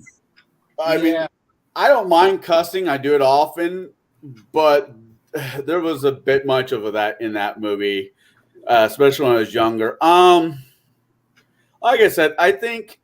I like, at least it's like the Dresden Files. I love to get back to that. I would like, because original the concept of this review, and I have no problem with the direction it's going because a lot of these movies or books have been really great in my opinion, but was to do fantasy or movies or books that you could turn into campaigns or have a little bit of a crossover. Where I'm like not Narnia. Well, we could do freaking Narnia if somebody really wanted to, but yeah, that guy right there. Okay, I've tried getting through the books. I just can't do it. I suggest the movie. I can't do the book. I can't read the book for the 8th time. Here's the thing. Michael York does a reading of several of them. Whole new ball game. And 2, if you didn't read it as a kid, then that's part of the problem. Why an adult would have a hard time reading it to a child. That makes a big difference. That's the way it's meant to be. I read it when I was back. But let's be honest, man. I just preferred having the Edgar Rice Burroughs stuff and things like that. And Tolkien, it was just whatever was in there. I barely remember anything about it. I remember I read because I'm sure you remember this. Remember they had the Scholastic book thing, and you put down which books you wanted, and they would order them and then bring them in. Do they still do that, Connell? No, you don't know. Jack, do they still do that? Because they still have book fairs. Well, yeah, but I haven't seen one in a long time. Okay, that's my daughter just brought home a packet from one of her friends that does it, and she wanted to get a few books from the book fair. I'm like, honey, I could just take you to Barnes and Wobbles, and yeah, I know it's no, but I call it Barnes and Wobbles, and get it there. I just pizza parties. Remember, if you read so many books, you get a free pizza from Pizza Hut. I remember stuff like that occurring. They need to bring shit like that back. They really don't get me started, guys. They don't want people reading anymore. It's as simple as that. It's not necessarily that they don't want people reading. It's that they don't want people reading certain things. Yeah, that's better. The Bible. Well, I don't think the Bible should be anywhere near my school or the school that my daughter goes to, but that's my opinion. I'm going to bring up one thing, though, when we talk about the Bible. I think there's a lot of references when you look at literary aspects. But I mean, I went to college and I took a class called The Bible as Literature, which was a very different outlook than as a religious book. So we went over the way that they said things, how things tied together. And actually, Jordan Peterson does a really good job on Genesis, talking about it from a psychological standpoint. But I agree with you. It's the problem that I have with a lot of it is the kids are not getting to understand even the references like Noah or the Garden of Eden.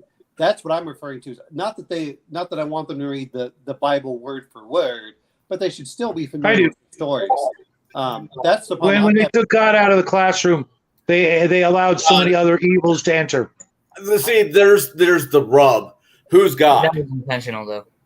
Whoever the Bible says he is. But whose Bible? I mean, these are public schools with more than just one faith going into them. It gets. Well, it depends on which country you're Well, living in. if you want to, if your family goes to temple instead, I got that. Otherwise, I don't think it matters. Well, here's what I'm going to bring up because I had no problems learning Greek mythology, Egyptian mythology. I would have loved to have learned some Indian mythology. What I don't want Most mythology is fun. Proselytizing, which is what I think that we're really talking about. Is I don't want you proselytizing, but you should be familiar with the stories from stories around the world. I mean, I would love to see more of that aspect of, because I remember growing up. Now, really, my mother would read a lot of stuff, so I don't remember what was in school and what I read on my own. But like, what is it, the Song of Hiawatha? There's a lot of the Horatio at the Bridge, Cincinnati. Mm-hmm. We're missing the not that I read I've been trying to get through the Iliad, but I've been reading all this other stuff. There's so much out there, but it's like you at least had a reference when you had the humanities or what they tried teaching of what was going on. Nowadays, it is like you're talking about is no offense, but how about we wait until a book's been out 100 years before we start recommending it, or at least 50 or 60 years, but before we start recommending it, so then people can get the same frame of reference there, and we're losing that. Whereas a lot of the other cultures aren't. I have no problems learning other religions, but summarize it and say, okay, this is where this religion believes, this is what this one believes, and this is what this one believes, and let what we're talking about. It's like, okay, this is what the Catholics say, this is what the Muslims say, this is what the Hindus say. And get some experts from those religions and say, okay, we're going to condense it to just a little bit. But we're getting up to the point now where it's the state is the religion. And that's what bothers me. I'm like, no, let's talk about something. I won't tolerate that for 1 second. Well, even the things like, I don't know if you guys ever read Old Man in the Sea. I've read that. Okay, did you read it in school? No, it was on my aunt's required reading list for high school. Well, that's what I'm saying. But in high school, we had to read it, and they were talking about the parallels of Christ and things like that. That was one thing that they were talking about. Well, if you have no comprehension of the Bible, you can't even start to begin in some of these areas to understand some of the literature. And I think that's the point I'm getting into is. It's just like if I was going to try reading a lot of Indian literature, or Chinese. A lot of this references belief systems and things like that. And like, if you don't understand some of it, where are you going to get it? The stories with not so bad, but with the Greek mythology. If you don't understand the gods or Norse mythology, if you don't understand the gods, you aren't going to understand the stories. And I think that's what I'm referring to. I don't want them proselytizing. But I would like them to make it so people are somewhat familiar with the stories that come from the cultures that you're studying. Anyway, that's what goes on there. But those are things that I think are sometimes missing. And the problem that I'm having nowadays is stop trying to sexualize my children. Okay, that's what I'm really bugged about. Yeah, I agree. My daughter is homeschooled, so me and my ex-wife have actually agreed on what we both think that are important, and it's really what we're pushing. Of course, the common sense things, science, math, some literature, So I don't know what Shadow, what I've been doing with my son is I've been sending him comics from all these things, talking about Atlanta. People don't even know where these names come from, Cincinnatus. Those are things that to me, we're losing touch with everything. And of course, to be fair, they're trying to rename everything and they're trying to erase some of history. But, the old fairy tales, we always talk about. I don't know. That's what I love about D&D. That's what got me into D&D. And that's what got me into space. Reading the books, John Carter of Mars and Edgar Rice, not Edgar Rice Burroughs, Heinlein. Yep. All these things are the ones that brought me into there and got me into reading.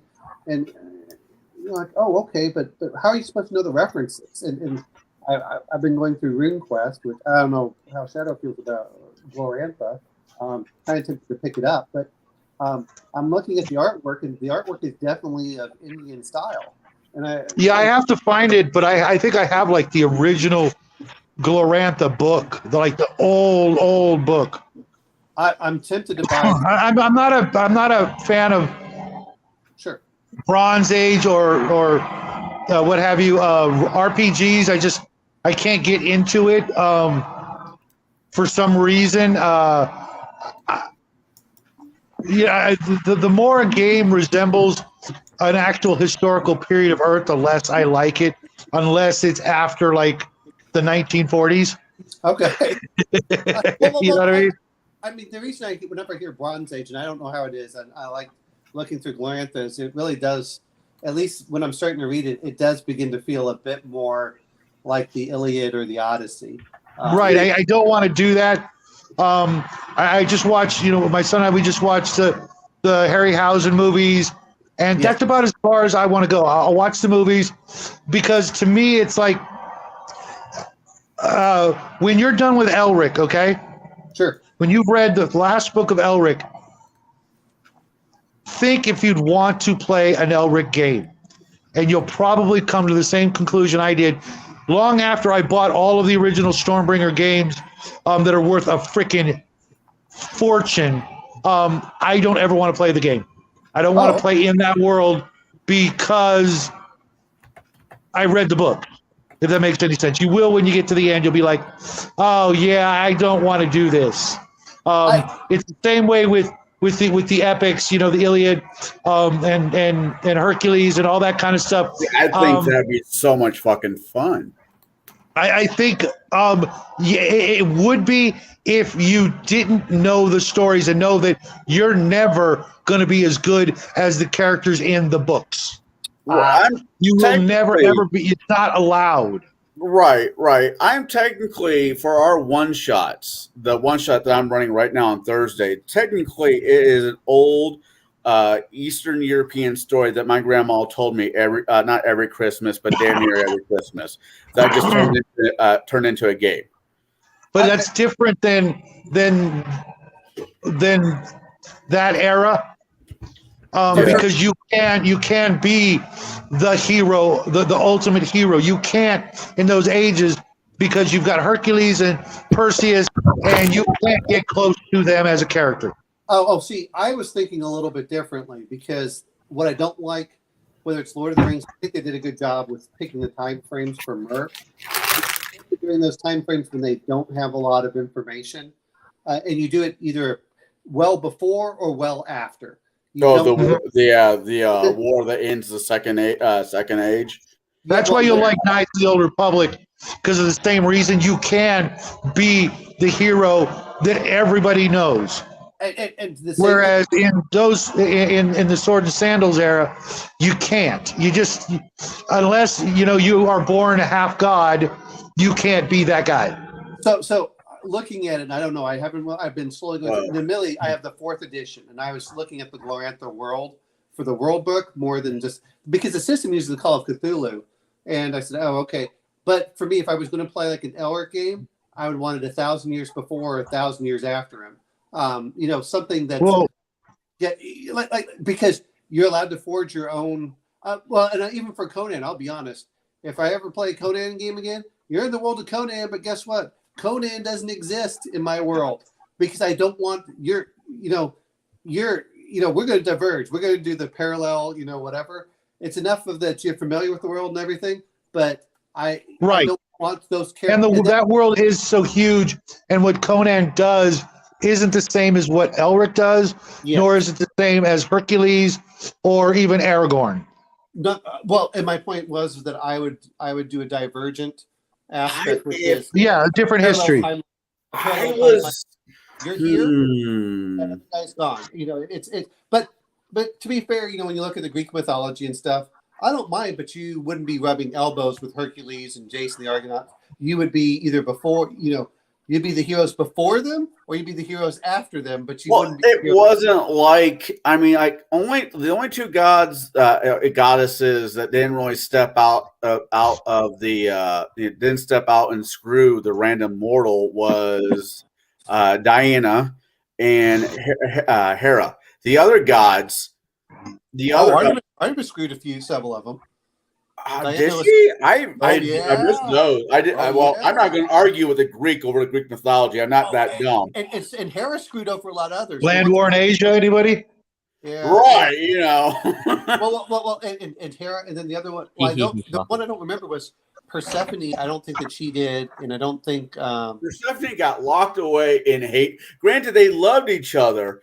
I'm not saying that they didn't. Depends on how you read it. But yeah, she was kind of either locked away in Haiti, or the underworld, or she had to be a good girl during summer.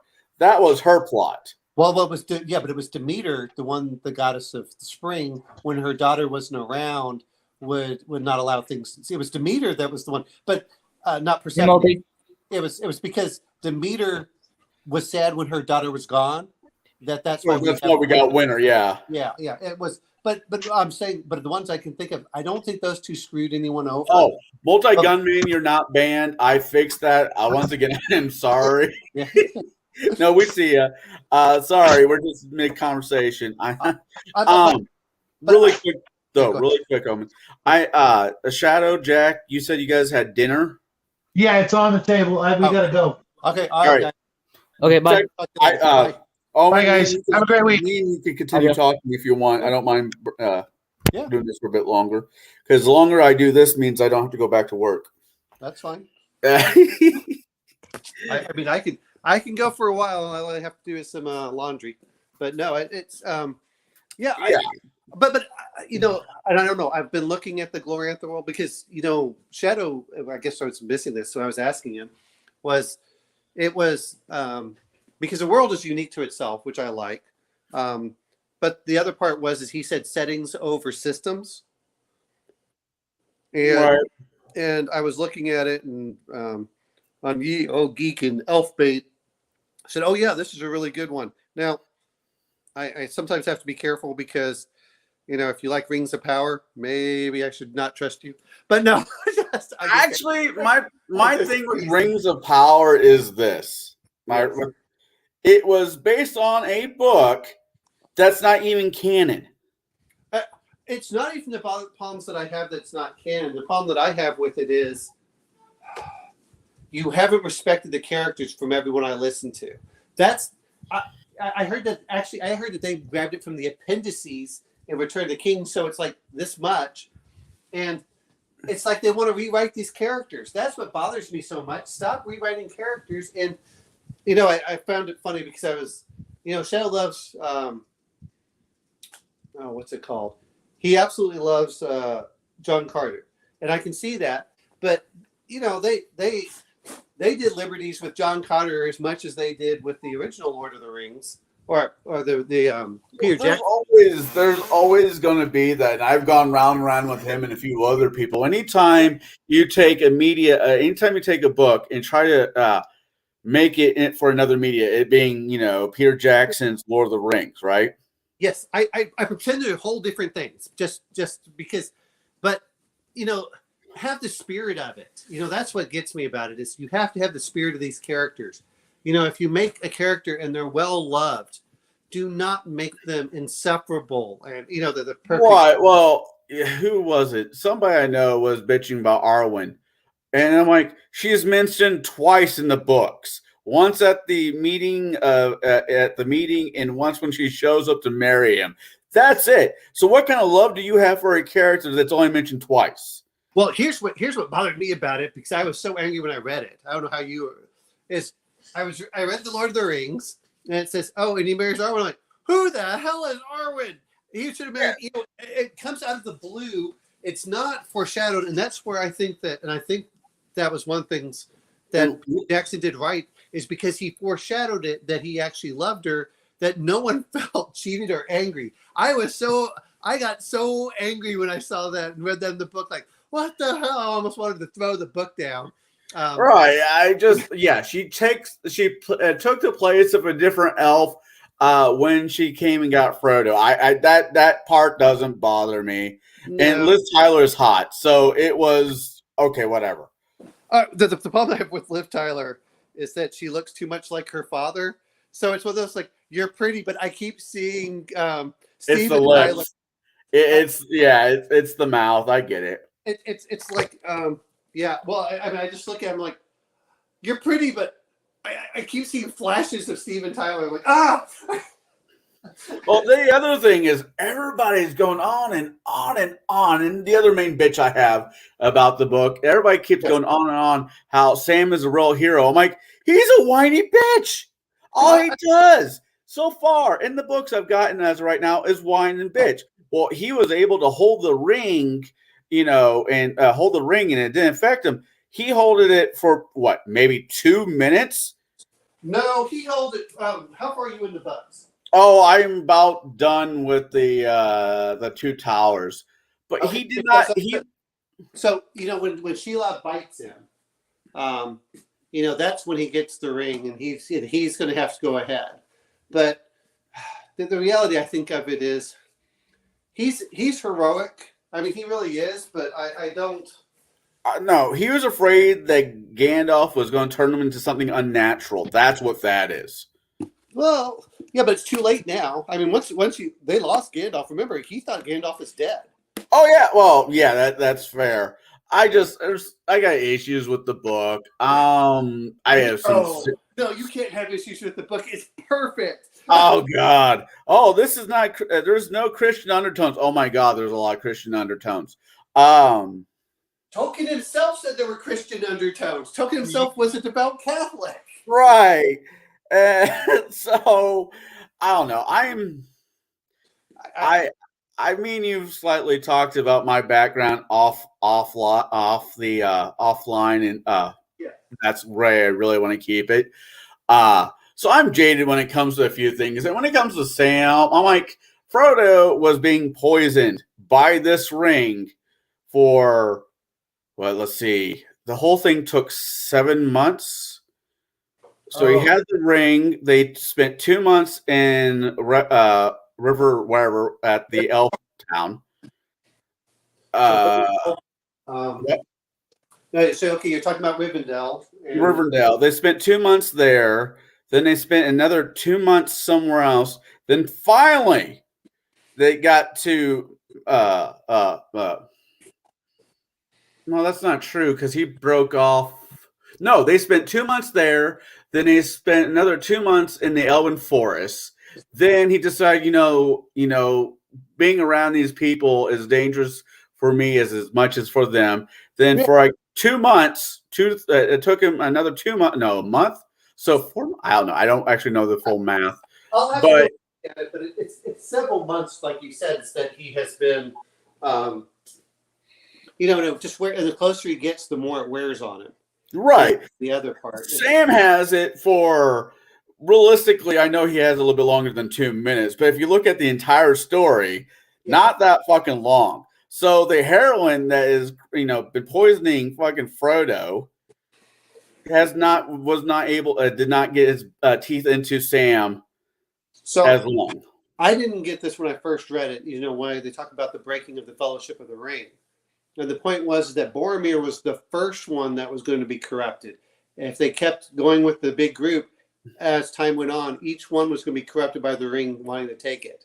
And that's where Sam, when you talk about, because hobbits are so resistant towards the ring, that's what helped go through it, because he was, he wouldn't let Frodo go alone, which is good. I mean, otherwise you wouldn't have much of a story if he died, from Shelob. That doesn't make you a hero. That just makes you a good friend. Yeah, but you know what? And I hate saying this, and this is, we all talk about heroes, but this is one of the things I love about some of these stories. They're heroic because they stick to their friends who are the real heroes of the book. And, you go through it. You don't have to, just like in D&D, everyone wants to go over and say, all right, it's, how do I put this? It's like Chewbacca and, at the end of Star Wars. How come he didn't get a damn medal? I mean, he was there, but no, they like, no, this is only for humans. Oh yeah, freaking specious. I'm okay with that, but it's one of those that I definitely have to laugh. I do enjoy these things.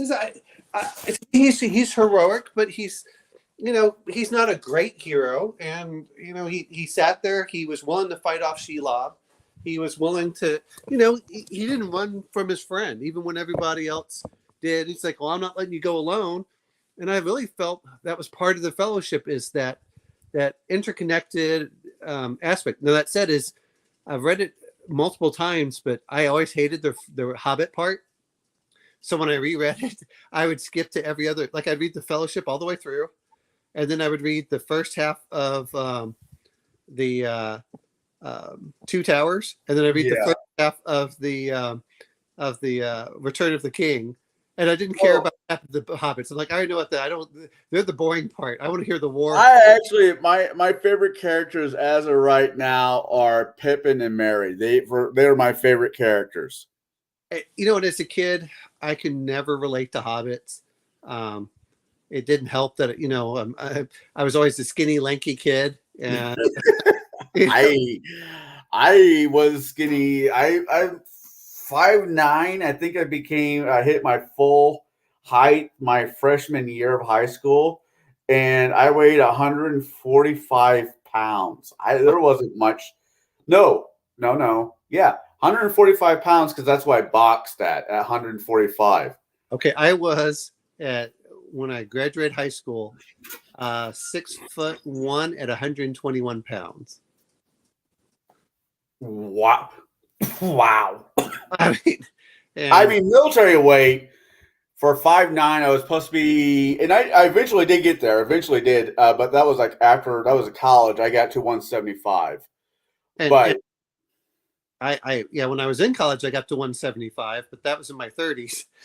But and now I'm well, I don't know. I actually those ribs are the first thing I've eaten in 2 days. So, but you're as bad as I am. Well, no, I was taking a 2-day fast. That was intentional. Oh, yeah, no, I'm around food all the damn time. So the last thing I want to do is eat. Well, that's what happens with my son, is his mother has to remind me. And that was how I was as a kid. I go play. My mother's like, come here, sit down, have food. And once you're done eating, you can go out. And of course, he's yeah. I know me and Shadow have not argued about it, but Shadow has got the opinion. I don't know if this is completely across the board, but Shadow has definitely said that if it takes longer to make in a microwave, longer than to warm it up in a microwave, he doesn't want to eat it. And in the back of my head is like, I just can't agree with that, because in my point of view, life is a miserable, pain in the ass experience. Food should not be that. And I'm a big foodie, though I'm kind of. Is that why we get along? Oh, well, you and I have talked about, etouffee and stuff like that. And as a kid, I ate it was almost pure meat and then bread and potatoes. That was about it. Meat, potatoes, and bread. Right. And wait, are you Irish? No. Well, I know there's a little bit in there. There's my father says, well, son, we might have some British. Yeah, Dad, I know we have British nuts. We also have Dutch. We have some Irish. We have some Hawaiian.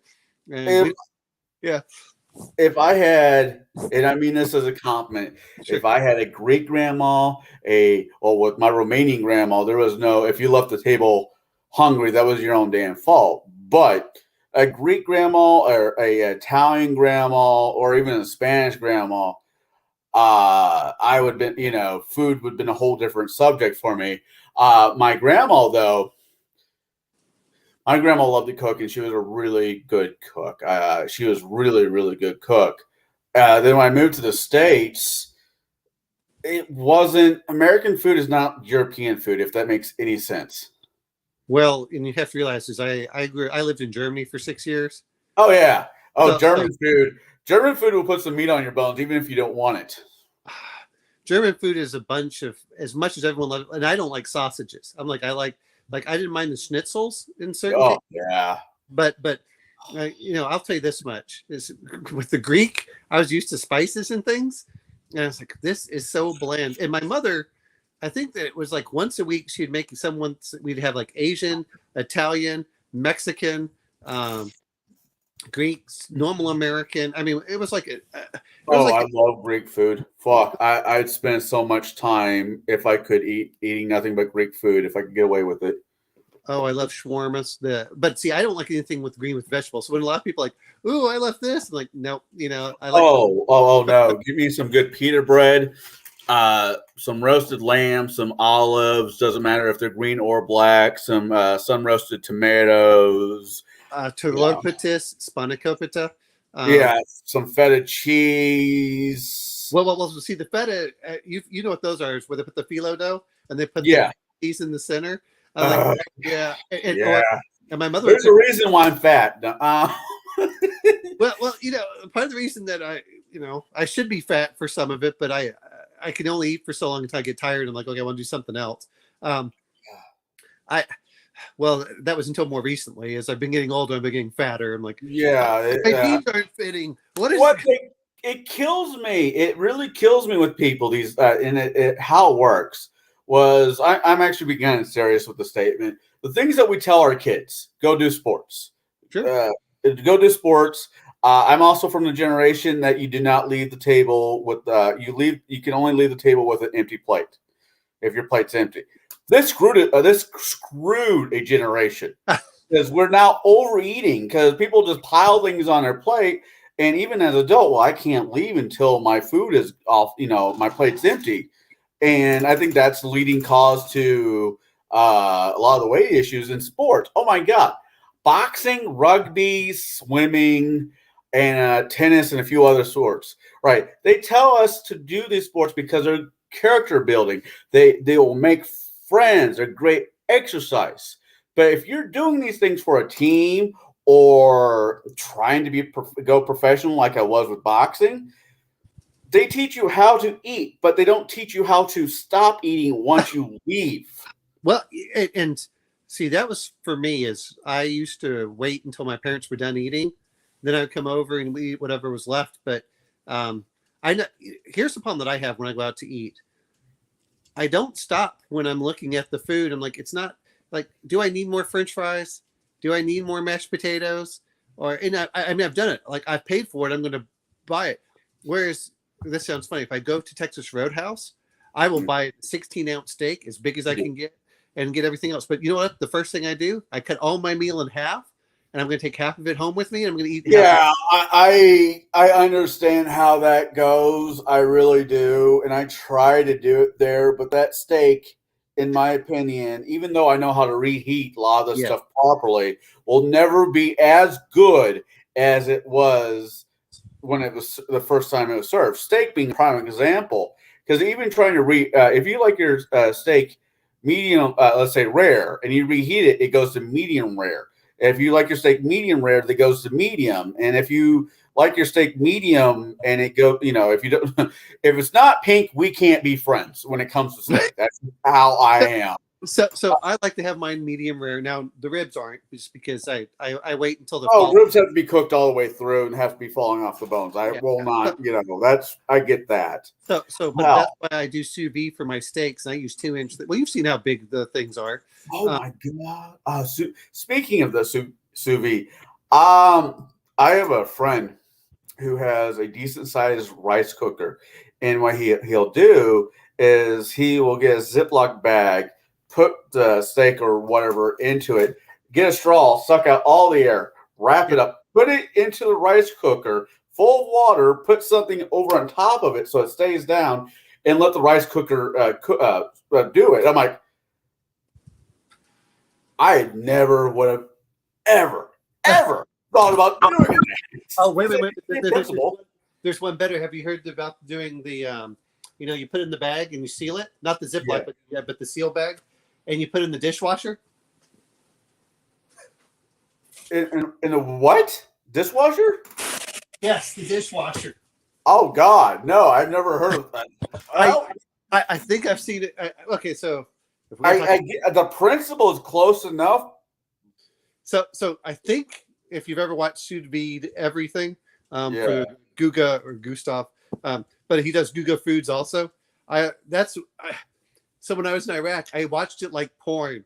I would sit there for 3 hours as they were cooking food and like, this is what I have to do when I come back. And you're right. I'm really picky about, certain things don't bother me. I know when I was in Afghanistan, we used to have surf and turf every Friday. Now, the problem that I have is that they didn't like any red in the beef, in the steaks. I'm like, this is like shoe leather. Ugh. They're like, oh, well, you get steaks every day. I'm like, no. But when they would have the, one day they had crab cakes. That was good. But which is this? They're the same frozen crab cakes you get over here from Phillips. But I can deal with overcooked lobster better than I can with overcooked steak. So that's what. Depends on how it's overcooked. It goes rubbery. I can eat rubbery lobster better than I can eat well done steak. That's the way that I come from it. But I'll be honest, I really preferred much when they had the chicken fajitas. Everyone was talking about surf and turf on Fridays. Like, no, I wanted the Mexican and Italian food. Well, one was on a Wednesday, one was on a Tuesday. Right? Taco Tuesday. Yeah, no, I get it. Well, they'd have the fajitas. They would have chicken and beef and whatever else, and it was all you could eat. So when you went through, it was just like, and that was the heaviest I ever got in my life. I was 225 pounds, and I was working out, and I'm like, I need to lose this weight. I'm getting fat. If I'd stayed there another year, and my father warned me about it, I said, no, Dad, that's not going to happen. And the food wasn't even that great, but it was like that comfort, like you're talking about. Yeah. And that was part of the reason I decided to get the 2 day fast. I like going through it about every quarter or so, doing about 2 or 3 days fasting. I do it probably, but not intentionally. I'll just not want to eat. I'll just drink water, or I'll drink water. And because when I'm work, that's really all I drink is water, unless it's a rough night. Then you have to taste your food. So I mean, but it's not like I'm sitting down to a full meal. Oh yeah, I know. God, fresh bread, but like you said, naan bread. God, chicken tikka masala. I love chicken tikka masala. I've tried to make that a handful of times, and it's just never the same. I get all the right ingredients. It's just there's a technique to cooking it, and I just don't have it down yet, which won't stop me from keep going trying until I get it right. Well, I was watching Epicurious and how they were doing it, and I went, "Oh, I'll do this and do or that." I'm getting the wrong yogurt. That might be the other rub. I use Greek yogurt for everything, I don't. Yeah, I full fat Greek yogurt for everything. But it doesn't matter. Naan bread, that's so good. But when I was young, I never ate rice or pasta, so that probably helped too. But I say that, but then I look at my son who eats almost like the kid is like a pasta machine, and he can't gain any weight either. I'm trying to have him work out for his. I could never put on muscle. I very much have the swimmer's. There for a while, I very much had the swimmer's body. I could go to buffets and especially if it's boxing. If I a couple months before my next match, and it was a cheat day, I would go to a buffet, and it was just plate after plate after plate. But it was mainly protein for the most part.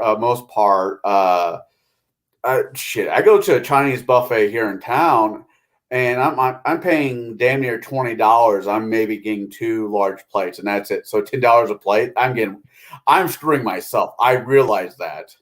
So when I worked in Chicago, I used to go to the federal building, the federal courthouse, because they had, pay by the pound. Oh yeah. And so, and it was something like $6 or $7. Well, I would skip all of the cheap food and just go for pure meat and just load up. Oh fuck! If you really, I mean, honestly, my middle brother Chris, the only thing he would eat at the buffets, if we went to a Chinese buffet, was the crab legs. And later on in life, I'm realizing how much crab legs are. Well, now that they're fucking disappearing. I will have to laugh because everyone talks about crabs and what they like. Like, I like Dungeness crab. I like this. Being from the South, I like blue crab, which is basically blue crab's good. Soft shell crab. Oh man, yeah, I was about ready to say tempura soft soft shell crab. I would make so much time for. Honestly, I mean, if I'm somewhere that has like crawdads, if I'm at a restaurant that has crawdads, I'll get maybe 1 or 2 plates like normal food. Then it's one great big plate after the next of crawdads. Granted, you're not getting much meat there, but I love them. It's crawfish etouffee. Oh man, I will get unshelled crawfish, and I'll turn it into some people like lobster pasta with pasta. I'll use crawdads. I just like the taste better. So, I like it better too. I mean, I like I do like crab cakes, and but yeah, give me crawfish any day. And I love the and it's expensive. Don't get me wrong. But I'll buy 12 ounces of it. Yeah. And then I will throw it into an Alfredo sauce. And I'm sorry, a Southern Alfredo sauce, which means I use the Tony Cacciatore's seasoning. Oh yeah. Oh man. Enough. Yeah. Oh yeah. Those are the foods that I like. I don't know. Sometimes I think that Shadow. When we're talking about getting away from food a little bit. Now I get older, I really appreciate being a halfling. Well, I said that, but there was one time my friend always would send the characters to Ravenloft. Didn't matter what it was. And it just so happened that 2 of us decided that we were going to play halfling thieves. Yeah. Well, actually, it was halfling thief acrobats. And so whatever they did, we just were, he said, and you see this much like we run. He's like, I mean, we didn't even wait for it. He says, you see this hand? We say, we run. And he's like, I said, come on, man. Out of game, I said, come on, man. We're halflings. Do you think we're really going to stand and fight an ogre or something? Like, all right. Oh God, what was I reading? I was reading the behind the scenes to Lord of the Rings, and it's funny. You bring up ogre. When they're in Khazad-dûm, and in the movie, they're behind. It's like behind that scenes, but the writing that cave troll that they end up fighting was a child. It wasn't even a full grown. And I'm like, oh, that's sad. I thought it was interesting because I wasn't sure in how old they were, looking at them. Right. But yeah, I do enjoy, and this is where I think that sometimes the 5e players go out. Well, it's experience. I'll just go out and kill it instead of sitting there and talking to the monsters. Which is, boy, looking at 1e. Generally, you would sit there and talk to the monsters because, this is what was funny is I thought we were going to die or get absolutely killed in this OSE game by Mark. Yeah. We've taken a total of 4 points of damage. Oh, wow. Well, him having us build 2 characters, I'm like, well, one of them's going to die off the bat was what I thought. Did you watch this past week's Table Breaker, my one-shot? No, I have not. Well, at a certain point I forgot what day it is. It was on a Thursday or a Wednesday? Thursday. Gatekeepers is a Wednesday, and Table Breakers is Thursday. No, what? I was traveling, and I have to I'm going to have to do this again on this Tuesday. I got up at 4:30 and didn't get home till 7. I understand those days. I really do. Well, I started at 6 o'clock and I didn't even get home at 7. I got back from traveling at 7. Right. 6 hours in the driving plus whatever I was out in the field. And you talk about exhausted and you come home and you're just going, I think I'm going to bed around 10. So no, I didn't watch that one. Why? What was going on there? Actually, this is where we're going to continue talking, but I'm going to go ahead and kill the live so I don't give away anything. For those that are in chat, thank you for hanging out with us. We will see you next Sunday. I think, unless something drastically changes, we're doing a Scrooge, the Bill Murray movie, 1980, 87. It's 86. 87. It's a good movie. It's a fun movie. So unless something changes, that's what we're doing there. And I look forward to seeing everybody in chat and all the guys in the panel next Sunday. And everybody have a have a good week, and don't do anything I wouldn't do. Granted, that really doesn't leave much. Anyways, I'll talk to you all later. Happy holidays.